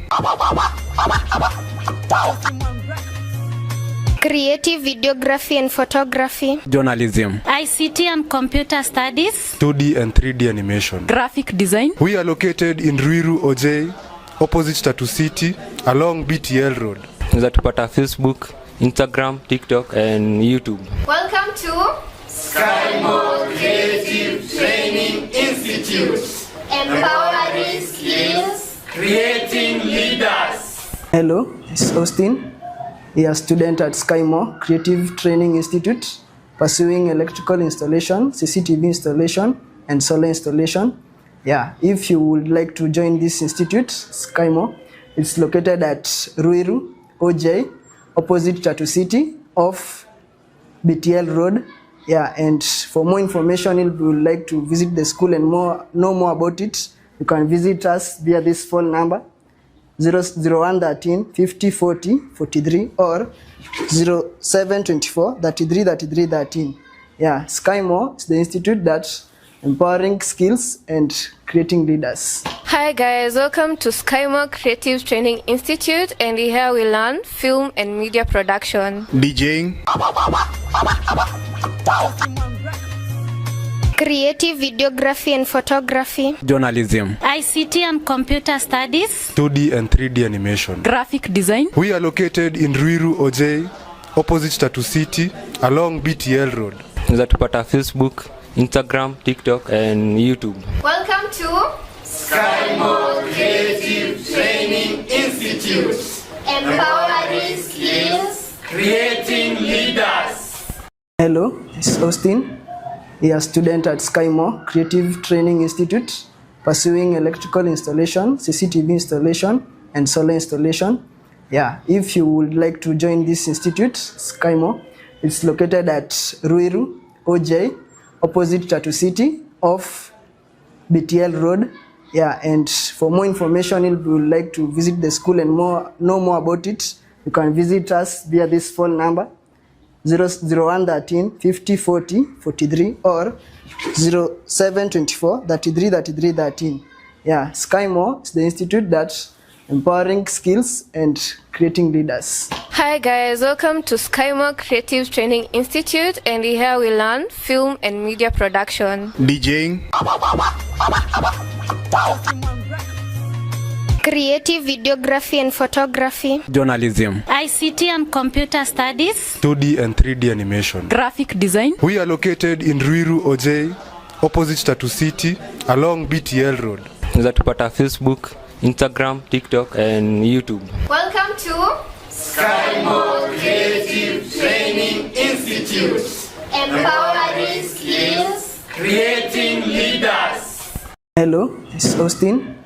We are a student at Skymo Creative Training Institute, pursuing electrical installation, CCTV installation, and solar installation. Yeah, if you would like to join this institute, Skymo, it's located at Ruiru, OJ, opposite Tatu City, off BTL Road. Yeah, and for more information, if you would like to visit the school and know more about it, you can visit us via this phone number 0113 50 40 43 or 0724 33 33 13. Yeah, Skymo is the institute that's empowering skills and creating leaders. Hi guys, welcome to Skymo Creative Training Institute, and here we learn film and media production, DJing, creative videography and photography, journalism, ICT and computer studies, 2D and 3D animation. graphic design, We are located in Ruiru OJ, opposite Tatu City, along BTL Road. Unaweza Facebook, Instagram, TikTok and YouTube. welcome to Skymo Creative Training Institute. empowering skills, creating leaders. Hello, this is Austin. We are a student at Skymo Creative Training Institute, pursuing electrical installation, CCTV installation, and solar installation. Yeah, if you would like to join this institute, Skymo, it's located at Ruiru, OJ, opposite Tatu City, off BTL Road. Yeah, and for more information, if you would like to visit the school and know more about it, you can visit us via this phone number 0113 50 40 43 or 0724 33 33 13. Yeah, Skymo is the institute that empowering skills and creating leaders. Hi guys, welcome to Skymo Creative Training Institute, and here we learn film and media production, DJing, creative videography and photography, journalism, ICT and computer studies, 2D and 3D animation. graphic design, We are located in Ruiru, OJ, opposite Tatu City, along BTL Road. Zatupata Facebook, Instagram, TikTok and YouTube. Welcome to Skymo Creative Training Institute, empowering skills, creating leaders. Hello, this is Austin. We are a student at Skymo Creative Training Institute, pursuing electrical installation, CCTV installation, and solar installation. Yeah, if you would like to join this institute, Skymo, it's located at Ruiru, OJ, opposite Tatu City, off BTL Road. Yeah, and for more information, if you would like to visit the school and know more about it, you can visit us via this phone number 0113 50 40 43 or 0724 33 33 13. Yeah, Skymo is the institute that empowering skills and creating leaders. Hi guys, welcome to Skymo Creative Training Institute, and here we learn film and media production, DJing, creative videography and photography, journalism, ICT and computer studies, 2D and 3D animation. graphic design, We are located in Ruiru, OJ, opposite Tatu City, along BTL Road.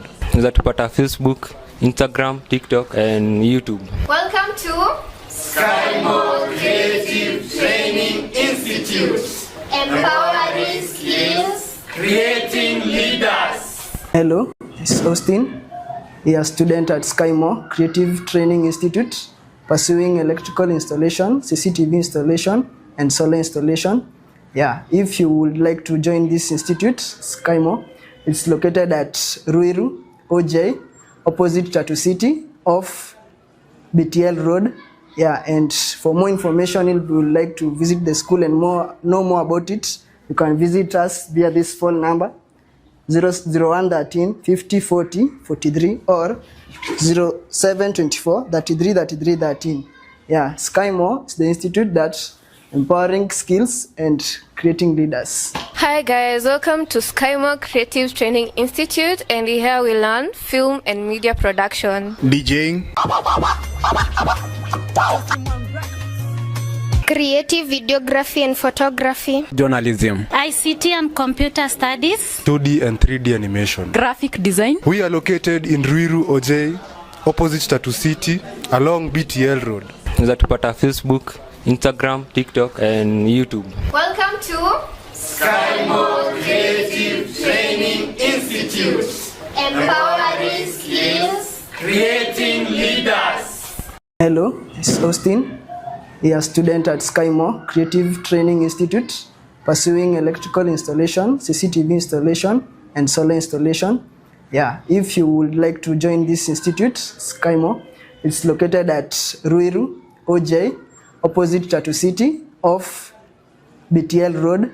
Yeah, and for more information, if you would like to visit the school and know more about it, you can visit us via this phone number 0113 50 40 43 or 0724 33 33 13.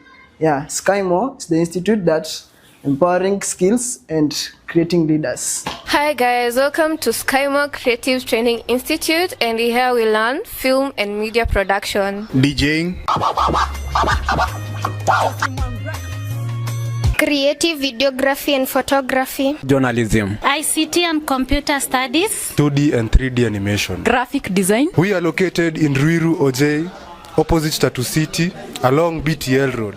Zatupata Facebook, Instagram, TikTok and YouTube. Welcome to Skymo Creative Training Institute. Empowering skills, creating leaders. Hello, this is Austin. We are a student at Skymo Creative Training Institute, pursuing electrical installation, CCTV installation, and solar installation. Yeah, if you would like to join this institute, Skymo, it's located at Ruiru, OJ, opposite Tatu City, off BTL Road. Yeah, and for more information, if you would like to visit the school and know more about it, you can visit us via this phone number 0113 50 40 43 or 0724 33 33 13. Yeah, Skymo is the institute that's empowering skills and creating leaders. Hi guys, welcome to Skymo Creative Training Institute, and here we learn film and media production. DJing. Creative videography and photography. Journalism. ICT and computer studies. 2D and 3D animation. Graphic design. We are located in Ruiru OJ, opposite Tatu City, along BTL Road. Zatupata Facebook, Instagram, TikTok and YouTube. Welcome to Skymo Creative Training Institute. Empowering skills, creating leaders. Hello, this is Austin. We are a student at Skymo Creative Training Institute, pursuing electrical installation, CCTV installation, and solar installation. Yeah, if you would like to join this institute, Skymo, it's located at Ruiru, OJ, opposite Tatu City, off BTL Road. Yeah, and for more information, if you would like to visit the school and know more about it, you can visit us via this phone number 0113 50 40 43 or 0724 33 33 13. Yeah, Skymo is the institute that's empowering skills and creating leaders. Hi guys, welcome to Skymo Creative Training Institute, and here we learn film and media production. DJing. Creative videography and photography. Journalism. ICT and computer studies. 2D and 3D animation. Graphic design. We are located in Ruiru OJ, opposite Tatu City, along BTL Road. Zatupata Facebook, Instagram, TikTok and YouTube. Welcome to Skymo Creative Training Institute. Empowering skills, creating leaders. Hello, this is Austin. We are a student at Skymo Creative Training Institute, pursuing electrical installation, CCTV installation, and solar installation. Yeah, if you would like to join this institute, Skymo, it's located at Ruiru, OJ, opposite Tatu City, off BTL Road. Yeah, and for more information, if you would like to visit the school and know more about it, you can visit us via this phone number 0113 50 40 43 or 0724 33 33 13. Yeah, Skymo is the institute that's empowering skills and creating leaders. Hi guys, welcome to Skymo Creative Training Institute, and here we learn film and media production. DJing. Creative videography and photography. Journalism. ICT and computer studies. 2D and 3D animation. Graphic design. We are located in Ruiru OJ, opposite Tatu City, along BTL Road. Zatupata Facebook, Instagram, TikTok and YouTube. Welcome to Skymo Creative Training Institute. Empowering skills, creating leaders. Hello, this is Austin. We are a student at Skymo Creative Training Institute, pursuing electrical installation, CCTV installation, and solar installation.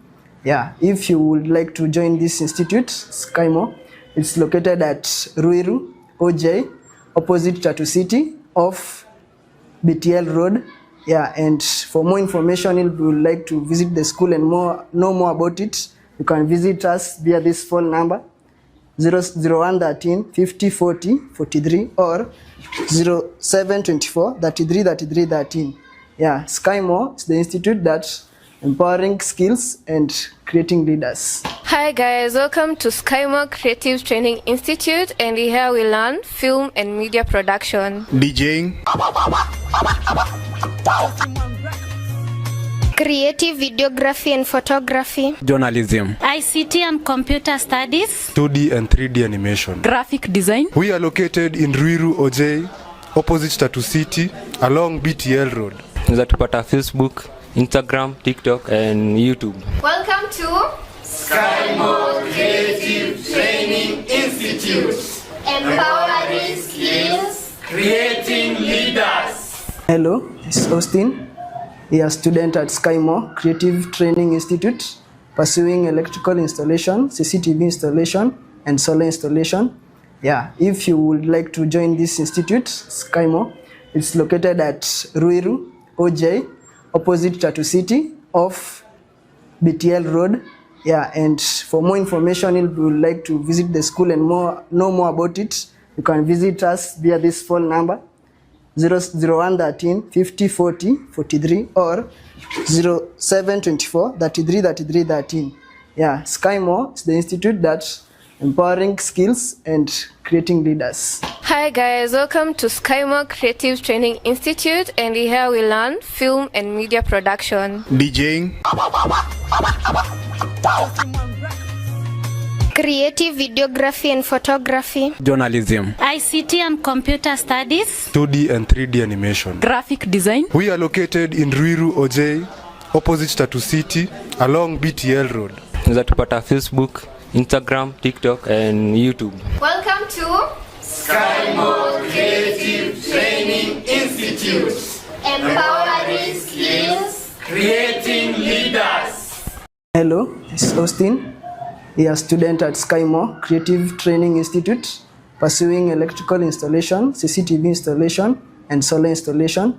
Yeah, if you would like to join this institute, Skymo, it's located at Ruiru, OJ, opposite Tatu City, off BTL Road. Yeah, and for more information, if you would like to visit the school and know more about it, you can visit us via this phone number, 0113 50 40 43 or 0724 33 33 13. Yeah, Skymo is the institute that's empowering skills and creating leaders. Hi guys, welcome to Skymo Creative Training Institute, and here we learn film and media production, DJing, creative videography and photography, journalism, ICT and computer studies, 2D and 3D animation. graphic design, We are located in Ruiru OJ, opposite Tatu City, along BTL Road.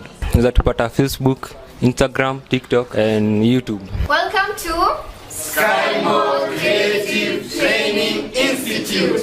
Empowering skills, creating leaders. Hello, this is Austin. We are a student at Skymo Creative Training Institute, pursuing electrical installation, CCTV installation, and solar installation. Yeah, if you would like to join this institute, Skymo, it's located at Ruiru, OJ, opposite Tatu City, off BTL Road. Yeah, and for more information, if you would like to visit the school and know more about it, you can visit us via this phone number, 0113 50 40 43 or 0724 33 33 13. Yeah, Skymo is the institute that's empowering skills and creating leaders. Hi guys, welcome to Skymo Creative Training Institute, and here we learn film and media production, DJing, creative videography and photography, journalism, ICT and computer studies, 2D and 3D animation. graphic design, We are located in Ruiru OJ, opposite Tatu City, along BTL Road. Unaweza tupata Facebook, Instagram, TikTok and YouTube. welcome to Skymo Creative Training Institute. Empowering skills, creating leaders. Hello, this is Austin. We are a student at Skymo Creative Training Institute, pursuing electrical installation, CCTV installation, and solar installation. Yeah, if you would like to join this institute, Skymo, it's located at Ruiru, OJ, opposite Tatu City, off BTL Road. Yeah, and for more information, if you would like to visit the school and know more about it, you can visit us via this phone number 0113 50 40 43 or 0724 33 33 13. Yeah, Skymo is the institute that's empowering skills and creating leaders. Hi guys, welcome to Skymo Creative Training Institute, and here we learn film and media production, DJing, creative videography and photography, journalism, ICT and computer studies, 2D and 3D animation. graphic design, We are located in Ruiru, OJ, opposite Tatu City, along BTL Road. Zatupata Facebook, Instagram, TikTok and YouTube. Welcome to Skymo Creative Training Institute. empowering skills, Creating leaders. Hello, it's Austin. We are a student at Skymo Creative Training Institute, pursuing electrical installation, CCTV installation, and solar installation. Yeah, if you would like to join this institute, Skymo, it's located at Ruiru, OJ, opposite Tatu City, off BTL Road. Yeah, and for more information, if you would like to visit the school and know more about it, you can visit us via this phone number 0113 50 40 43 or 0724 33 33 13. Yeah, Skymo is the institute that's empowering skills and creating leaders. Hi guys, welcome to Skymo Creative Training Institute, and here we learn film and media production, DJing, creative videography and photography, journalism, ICT and computer studies, 2D and 3D animation. graphic design, We are located in Ruiru, OJ, opposite Tatu City, along BTL Road. Zatupata Facebook, Instagram, TikTok and YouTube. welcome to Skymo Creative Training Institute. empowering skills, Creating leaders. Hello, it's Austin. We are a student at Skymo Creative Training Institute, pursuing electrical installation, CCTV installation, and solar installation. Yeah, if you would like to join this institute, Skymo, it's located at Ruiru, OJ, opposite Tatu City, off BTL Road. Yeah, and for more information, if you would like to visit the school and know more about it, you can visit us via this phone number 0113 50 40 43 or 0724 33 33 13. Yeah, Skymo is the institute that's empowering skills and creating leaders. Hi guys, welcome to Skymo Creative Training Institute, and here we learn film and media production, DJing, creative videography and photography, journalism, ICT and computer studies, 2D and 3D animation. graphic design, We are located in Ruiru, OJ, opposite Tatu City, along BTL Road. Zatupata Facebook, Instagram, TikTok and YouTube. welcome to Skymo Creative Training Institute. empowering skills, Creating leaders. Hello, it's Austin. We are a student at Skymo Creative Training Institute, pursuing electrical installation, CCTV installation, and solar installation. Yeah, if you would like to join this institute, Skymo, it's located at Ruiru, OJ, opposite Tatu City, off BTL Road. Yeah, and for more information, if you would like to visit the school and know more about it, you can visit us via this phone number 0113 50 40 43 or 0724 33 33 13. Yeah, Skymo is the institute that's empowering skills and creating leaders. Hi guys, welcome to Skymo Creative Training Institute, and here we learn film and media production, DJing, creative videography and photography, journalism, ICT and computer studies, 2D and 3D animation. graphic design, We are located in Ruiru, OJ, opposite Tatu City, along BTL Road. Zatupata Facebook, Instagram, TikTok, and YouTube. Welcome to Skymo Creative Training Institute. Empowering skills. Creating leaders. Hello, this is Austin. We are a student at Skymo Creative Training Institute, pursuing electrical installation, CCTV installation, and solar installation. Yeah, if you would like to join this institute, Skymo, it's located at Ruiru, OJ, opposite Tatu City, off BTL Road. Yeah, and for more information, if you would like to visit the school and know more about it, you can visit us via this phone number 0113 50 40 43 or 0724 33 33 13. Yeah, Skymo is the institute that empowering skills and creating leaders. Hi guys, welcome to Skymo Creative Training Institute, and here we learn film and media production, DJing, Creative videography and photography. Journalism. ICT and computer studies. 2D and 3D animation. Graphic design. We are located in Ruiru, OJ, opposite Tatu City, along BTL Road. Zatupata Facebook, Instagram, TikTok, and YouTube. Welcome to Skymo Creative Training Institute. Empowering skills. Creating leaders. Hello, this is Austin. We are a student at Skymo Creative Training Institute, pursuing electrical installation, CCTV installation, and solar installation. Yeah, if you would like to join this institute, Skymo, it's located at Ruiru, OJ, opposite Tatu City, off BTL Road. Yeah, and for more information, if you would like to visit the school and know more about it, you can visit us via this phone number 0113 50 40 43 or 0724 33 33 13.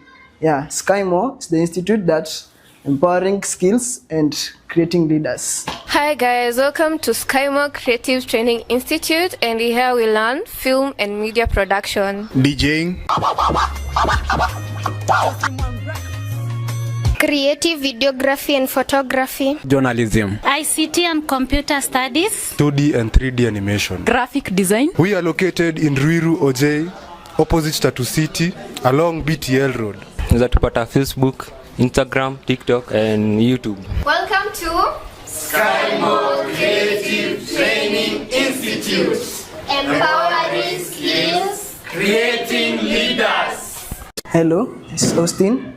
We are a student at Skymo Creative Training Institute, pursuing electrical installation, CCTV installation, and solar installation. Yeah, if you would like to join this institute, Skymo, it's located at Ruiru, OJ, opposite Tatu City, off BTL Road. Yeah, and for more information, if you would like to visit the school and know more about it, you can visit us via this phone number 0113 50 40 43 or 0724 33 33 13. Yeah, Skymo is the institute that empowering skills and creating leaders. Hi guys, welcome to Skymo Creative Training Institute, and here we learn film and media production, DJing, Creative videography and photography. Journalism. ICT and computer studies. 2D and 3D animation. Graphic design. We are located in Ruiru, OJ, opposite Tatu City, along BTL Road. Zatupata Facebook, Instagram, TikTok, and YouTube. welcome to Skymo Creative Training Institute. Empowering skills. Creating leaders. Hello, this is Austin. We are a student at Skymo Creative Training Institute, pursuing electrical installation, CCTV installation, and solar installation. Yeah, if you would like to join this institute, Skymo, it's located at Ruiru, OJ, opposite Tatu City, off BTL Road. Yeah, and for more information, if you would like to visit the school and know more about it, you can visit us via this phone number 0113 50 40 43 or 0724 33 33 13. Yeah, Skymo is the institute that empowering skills and creating leaders. Hi guys, welcome to Skymo Creative Training Institute, and here we learn film and media production, DJing, creative videography and photography, journalism, ICT and computer studies, 2D and 3D animation. graphic design, We are located in Ruiru OJ, opposite Tatu City, along BTL Road. Unaweza tupata Facebook, Instagram, TikTok and YouTube. Welcome to Skymo Creative Training Institute. empowering skills, Creating leaders. Hello, this is Austin. We are a student at Skymo Creative Training Institute, pursuing electrical installation, CCTV installation, and solar installation. Yeah, if you would like to join this institute, Skymo, it's located at Ruiru, OJ, opposite Tatu City, off BTL Road. Yeah, and for more information, if you would like to visit the school and know more about it, you can visit us via this phone number, 0113 50 40 43 or 0724 33 33 13. Yeah, Skymo is the institute that's empowering skills and creating leaders. Hi guys, welcome to Skymo Creative Training Institute, and here we learn film and media production, DJing, creative videography and photography, journalism, ICT and computer studies, 2D and 3D animation. graphic design, We are located in Ruiru OJ, opposite Tatu City, along BTL Road. Unaweza tupata Facebook, Instagram, TikTok and YouTube. welcome to Skymo Creative Training Institute. empowering skills, Creating leaders. Hello, this is Austin. We are a student at Skymo Creative Training Institute, pursuing electrical installation, CCTV installation, and solar installation. Yeah, if you would like to join this institute, Skymo, it's located at Ruiru, OJ, opposite Tatu City, off BTL Road. Yeah, and for more information, if you would like to visit the school and know more about it, you can visit us via this phone number, 0113 50 40 43 or 0724 33 33 13. Yeah, Skymo is the institute that's empowering skills and creating leaders. Hi guys, welcome to Skymo Creative Training Institute, and here we learn film and media production, DJing, creative videography and photography, journalism, ICT and computer studies, 2D and 3D animation. graphic design, We are located in Ruiru OJ, opposite Tatu City, along BTL Road. Unaweza tupata Facebook, Instagram, TikTok and YouTube. welcome to Skymo Creative Training Institute. empowering skills, Creating leaders. Hello, this is Austin. We are a student at Skymo Creative Training Institute, pursuing electrical installation, CCTV installation, and solar installation. Yeah, if you would like to join this institute, Skymo, it's located at Ruiru, OJ, opposite Tatu City, off BTL Road.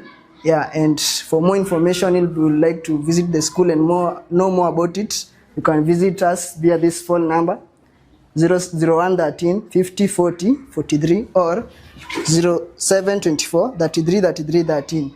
Yeah, Skymo is the institute that's empowering skills and creating leaders. Hi guys, welcome to Skymo Creative Training Institute, and here we learn film and media production, DJing,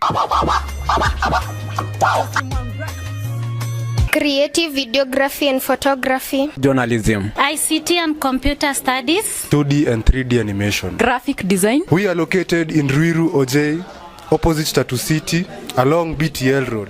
Unaweza tupata Facebook, Instagram, TikTok and YouTube. welcome to Skymo Creative Training Institute. empowering skills, Creating leaders.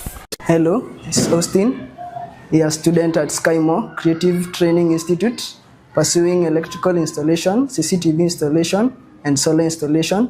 Yeah, if you would like to join this institute, Skymo, it's located at Ruiru, OJ, opposite Tatu City, off BTL Road.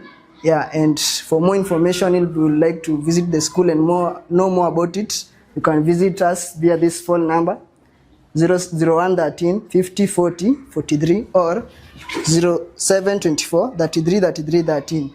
Yeah, Skymo is the institute that's empowering skills and creating leaders. Hi guys, welcome to Skymo Creative Training Institute, and here we learn film and media production, DJing,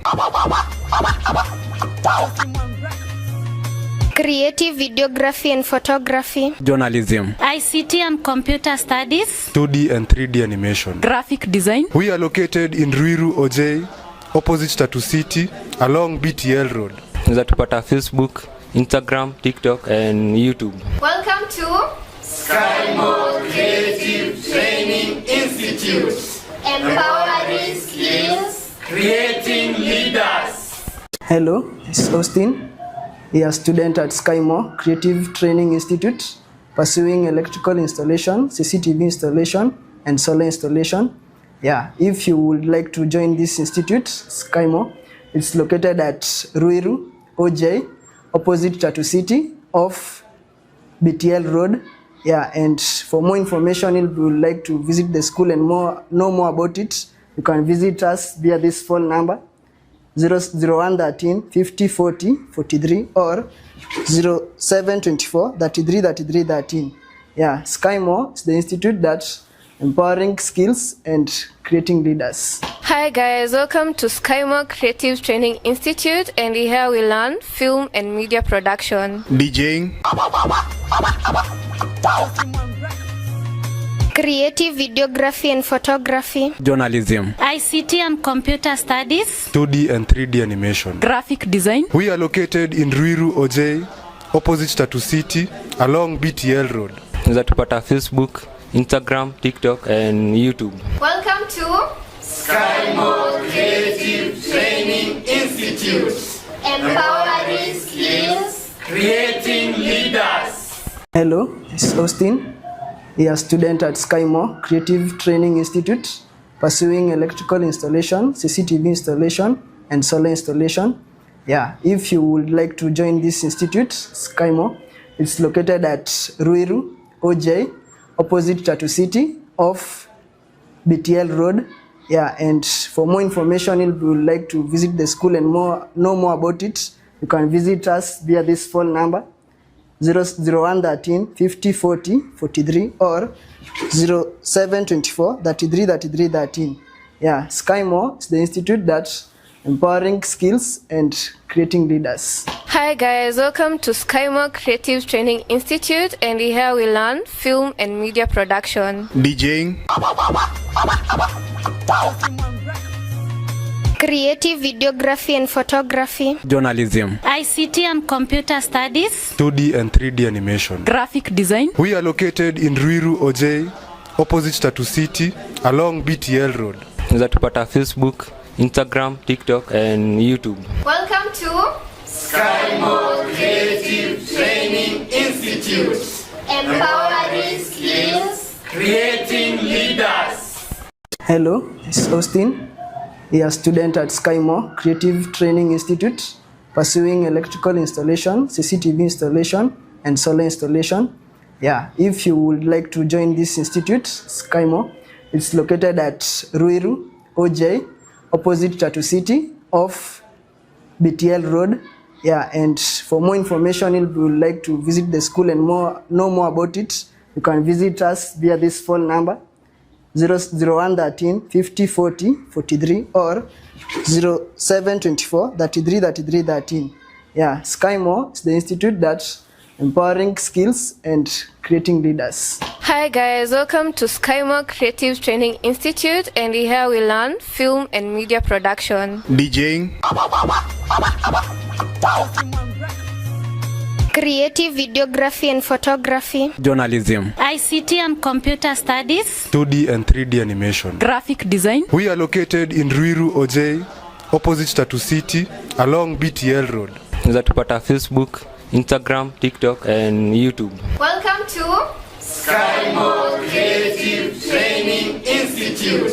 empowering skills, Creating leaders. Hello, this is Austin. We are a student at Skymo Creative Training Institute, pursuing electrical installation, CCTV installation, and solar installation. Yeah, if you would like to join this institute, Skymo, it's located at Ruiru, OJ, opposite Tatu City, off BTL Road. Yeah, and for more information, if you would like to visit the school and know more about it, you can visit us via this phone number 0113 50 40 43 or 0724 33 33 13. Yeah, Skymo is the institute that empowering skills and creating leaders. Hi guys, welcome to Skymo Creative Training Institute, and here we learn film and media production, DJing, creative videography and photography, journalism, ICT and computer studies, 2D and 3D animation. graphic design, We are located in Ruiru, OJ, opposite Tatu City, along BTL Road. Unaweza tupata Facebook, Instagram, TikTok and YouTube. Welcome to Skymo Creative Training Institute. empowering skills, Creating leaders. Hello, this is Austin. We are a student at Skymo Creative Training Institute, pursuing electrical installation, CCTV installation, and solar installation. Yeah, if you would like to join this institute, Skymo, it's located at Ruiru, OJ, opposite Tatu City, off BTL Road. Yeah, and for more information, if you would like to visit the school and know more about it, you can visit us via this phone number 0113 50 40 43 or 0724 33 33 13. Yeah, Skymo is the institute that empowering skills and creating leaders. Hi guys, welcome to Skymo Creative Training Institute, and here we learn film and media production, DJing, creative videography and photography, journalism, ICT and computer studies, 2D and 3D animation. graphic design, We are located in Ruiru, OJ, opposite Tatu City, along BTL Road. Unaweza tupata Facebook, Instagram, TikTok and YouTube. welcome to Skymo Creative Training Institute. empowering skills, Creating leaders. Hello, this is Austin. We are a student at Skymo Creative Training Institute, pursuing electrical installation, CCTV installation, and solar installation. Yeah, if you would like to join this institute, Skymo, it's located at Ruiru, OJ, opposite Tatu City, off BTL Road. Yeah, and for more information, if you would like to visit the school and know more about it, you can visit us via this phone number 0113 50 40 43 or 0724 33 33 13. Yeah, Skymo is the institute that empowering skills and creating leaders. Hi guys, welcome to Skymo Creative Training Institute, and here we learn film and media production, DJing, creative videography and photography, journalism, ICT and computer studies, 2D and 3D animation. graphic design, We are located in Ruiru, OJ, opposite Tatu City, along BTL Road. Unaweza tupata Facebook, Instagram, TikTok and YouTube. welcome to Skymo Creative Training Institute. empowering skills, Creating leaders. Hello, this is Austin. We are a student at Skymo Creative Training Institute, pursuing electrical installation, CCTV installation, and solar installation. Yeah, if you would like to join this institute, Skymo, it's located at Ruiru, OJ, opposite Tatu City, off BTL Road. Yeah, and for more information, if you would like to visit the school and know more about it, you can visit us via this phone number 0113 50 40 43 or 0724 33 33 13. Yeah, Skymo is the institute that empowering skills and creating leaders. Hi guys, welcome to Skymo Creative Training Institute, and here we learn film and media production, DJing,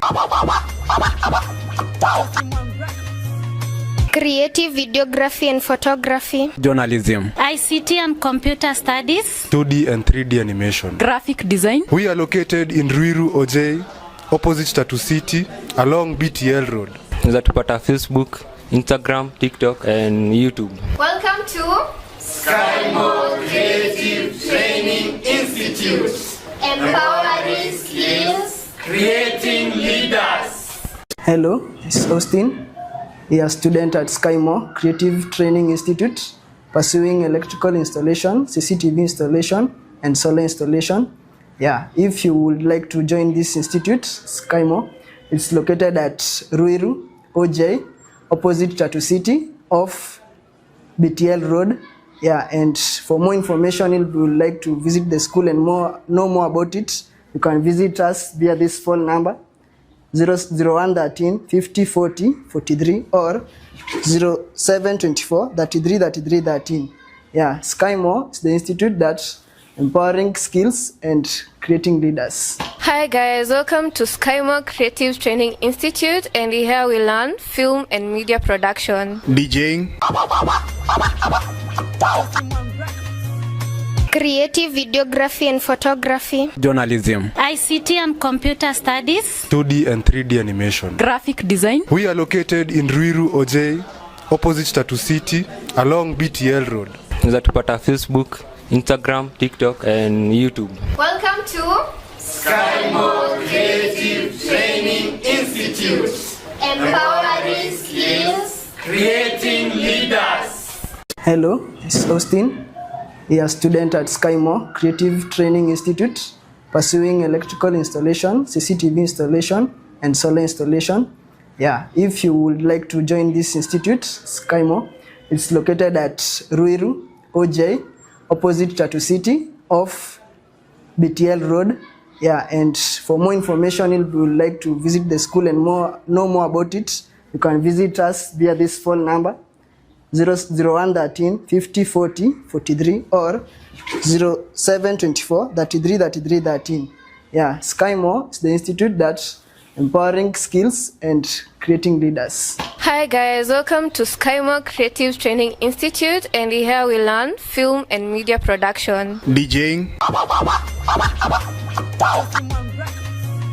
Creative videography and photography. Journalism. ICT and computer studies. 2D and 3D animation. Graphic design. We are located in Ruiru OJ, opposite Tatu City, along BTL Road. Zatupata Facebook, Instagram, TikTok, and YouTube. welcome to Skymo Creative Training Institute. Empowering skills. Creating leaders. Hello, this is Austin. We are a student at Skymo Creative Training Institute, pursuing electrical installation, CCTV installation, and solar installation. Yeah, if you would like to join this institute, Skymo, it's located at Ruiru, OJ, opposite Tatu City, off BTL Road. Yeah, and for more information, if you would like to visit the school and know more about it, you can visit us via this phone number, 0113 50 40 43 or 0724 33 33 13. Yeah, Skymo is the institute that's empowering skills and creating leaders. Hi guys, welcome to Skymo Creative Training Institute, and here we learn film and media production, DJing. Creative videography and photography. Journalism. ICT and computer studies. 2D and 3D animation. Graphic design. We are located in Ruiru OJ, opposite Tatu City, along BTL Road.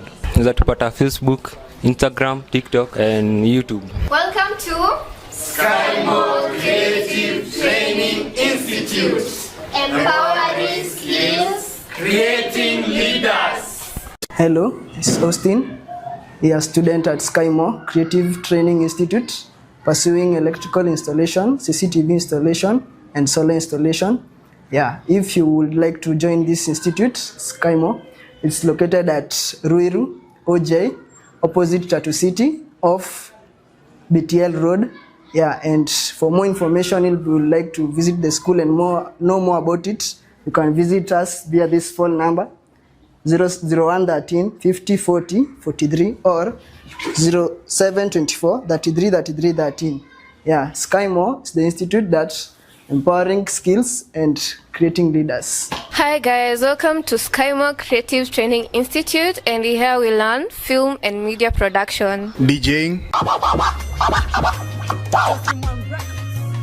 creative videography and photography, journalism, ICT and computer studies, 2D and 3D animation. graphic design, We are located in Ruiru OJ, opposite Tatu City, along BTL Road.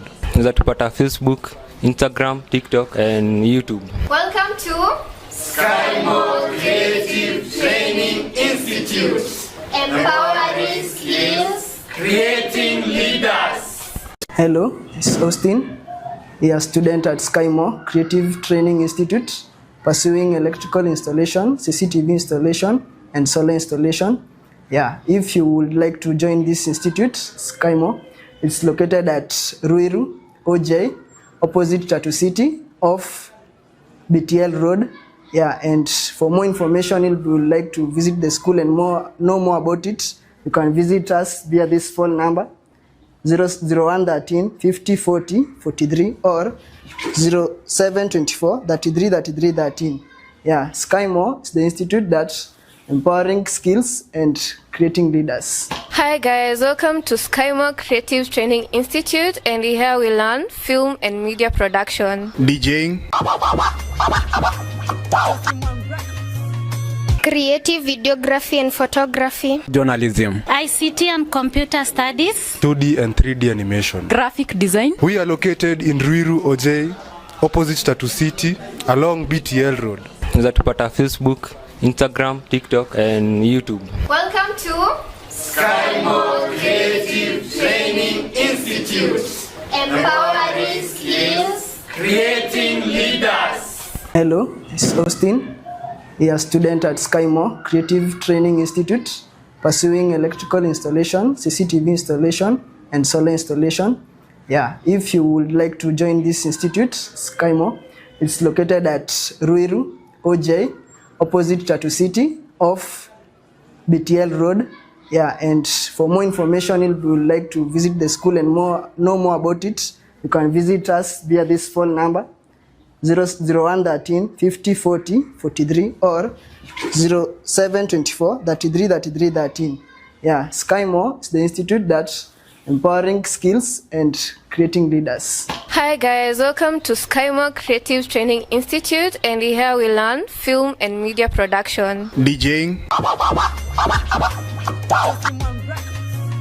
creative videography and photography, journalism, ICT and computer studies, 2D and 3D animation. graphic design, We are located in Ruiru OJ, opposite Tatu City, along BTL Road. Unaweza tupata Facebook, Instagram, TikTok and YouTube. welcome to Skymo Creative Training Institute. empowering skills, Creating leaders. Hello, this is Austin. We are a student at Skymo Creative Training Institute, pursuing electrical installation, CCTV installation, and solar installation. Yeah, if you would like to join this institute, Skymo, it's located at Ruiru, OJ, opposite Tatu City, off BTL Road. Yeah, and for more information, if you would like to visit the school and know more about it, you can visit us via this phone number, 0113 50 40 43 or 0724 33 33 13. Yeah, Skymo is the institute that's empowering skills and creating leaders. Hi guys, welcome to Skymo Creative Training Institute, and here we learn film and media production, DJing, creative videography and photography, journalism, ICT and computer studies, 2D and 3D animation. graphic design, We are located in Ruiru OJ, opposite Tatu City, along BTL Road. Unaweza tupata Facebook, Instagram, TikTok and YouTube. welcome to Skymo Creative Training Institute. empowering skills, Creating leaders. Hello, this is Austin. We are a student at Skymo Creative Training Institute, pursuing electrical installation, CCTV installation, and solar installation. Yeah, if you would like to join this institute, Skymo, it's located at Ruiru, OJ, opposite Tatu City, off BTL Road. Yeah, and for more information, if you would like to visit the school and know more about it, you can visit us via this phone number 0113 50 40 43 or 0724 33 33 13. Yeah, Skymo is the institute that's empowering skills and creating leaders. Hi guys, welcome to Skymo Creative Training Institute, and here we learn film and media production, DJing, creative videography and photography, journalism, ICT and computer studies, 2D and 3D animation. graphic design, We are located in Ruiru, OJ, opposite Tatu City, along BTL Road. Zatupata Facebook, Instagram, TikTok and YouTube. Welcome to Skymo Creative Training Institute. empowering skills, Creating leaders. Hello, this is Austin. We are student at Skymo Creative Training Institute, pursuing electrical installation, CCTV installation, and solar installation. Yeah, if you would like to join this institute, Skymo, it's located at Ruiru, OJ, opposite Tatu City, off BTL Road. Yeah, and for more information, if you would like to visit the school and know more about it, you can visit us via this phone number 0113 50 40 43 or 0724 33 33 13. Yeah, Skymo is the institute that's empowering skills and creating leaders. Hi guys, welcome to Skymo Creative Training Institute, and here we learn film and media production, DJing, creative videography and photography, journalism, ICT and computer studies, 2D and 3D animation. graphic design, We are located in Ruiru, OJ, opposite Tatu City, along BTL Road. Zatupata Facebook, Instagram, TikTok and YouTube. welcome to Skymo Creative Training Institute. empowering skills, Creating leaders. Hello, this is Austin. We are student at Skymo Creative Training Institute, pursuing electrical installation, CCTV installation, and solar installation.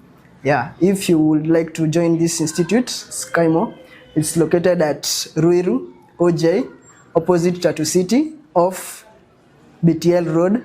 Yeah, and for more information, if you would like to visit the school and know more about it, you can visit us via this phone number 0113 50 40 43 or 0724 33 33 13. Yeah, Skymo is the institute that's empowering skills and creating leaders. Hi guys, welcome to Skymo Creative Training Institute, and here we learn film and media production, DJing, creative videography and photography, journalism, ICT and computer studies, 2D and 3D animation. graphic design, We are located in Ruiru, OJ, opposite Tatu City, along BTL Road. Zatupata Facebook, Instagram, TikTok and YouTube. welcome to Skymo Creative Training Institute. empowering skills, Creating leaders. Hello, this is Austin. We are student at Skymo Creative Training Institute, pursuing electrical installation, CCTV installation, and solar installation. Yeah, if you would like to join this institute, Skymo, it's located at Ruiru, OJ, opposite Tatu City, off BTL Road. Yeah, and for more information, if you would like to visit the school and know more about it, you can visit us via this phone number 0113 50 40 43 or 0724 33 33 13. Yeah, Skymo is the institute that's empowering skills and creating leaders. Hi guys, welcome to Skymo Creative Training Institute, and here we learn film and media production, DJing, creative videography and photography, journalism, ICT and computer studies, 2D and 3D animation. graphic design, We are located in Ruiru, OJ, opposite Tatu City, along BTL Road. Zatupata Facebook, Instagram, TikTok, and YouTube. Welcome to Skymo Creative Training Institute. Empowering skills. Creating leaders. Hello, this is Austin. We are a student at Skymo Creative Training Institute, pursuing electrical installation, CCTV installation, and solar installation. Yeah, if you would like to join this institute, Skymo, it's located at Ruiru, OJ, opposite Tatu City, off BTL Road.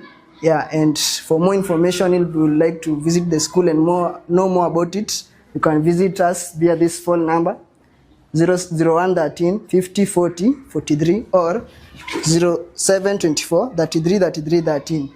Yeah, Skymo is the institute that's empowering skills and creating leaders. Hi guys, welcome to Skymo Creative Training Institute, and here we learn film and media production, DJing, Creative videography and photography. Journalism. ICT and computer studies. 2D and 3D animation. Graphic design. We are located in Ruiru, OJ, opposite Tatu City, along BTL Road. Unaweza Facebook, Instagram, TikTok, and YouTube. Welcome to Skymo Creative Training Institute. Empowering skills. Creating leaders. Hello, this is Austin. We are a student at Skymo Creative Training Institute, pursuing electrical installation, CCTV installation, and solar installation.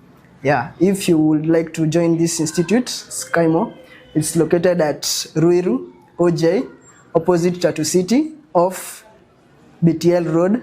Yeah, and for more information, if you would like to visit the school and know more about it, you can visit us via this phone number 0113 50 40 43 or 0724 33 33 13. Yeah, Skymo is the institute that's empowering skills and creating leaders. Hi guys, welcome to Skymo Creative Training Institute, and here we learn film and media production, DJing, Creative videography and photography. Journalism. ICT and computer studies. 2D and 3D animation. Graphic design. We are located in Ruiru, OJ, opposite Tatu City, along BTL Road. Unaweza Facebook, Instagram, TikTok, and YouTube. welcome to Skymo Creative Training Institute. Empowering skills. Creating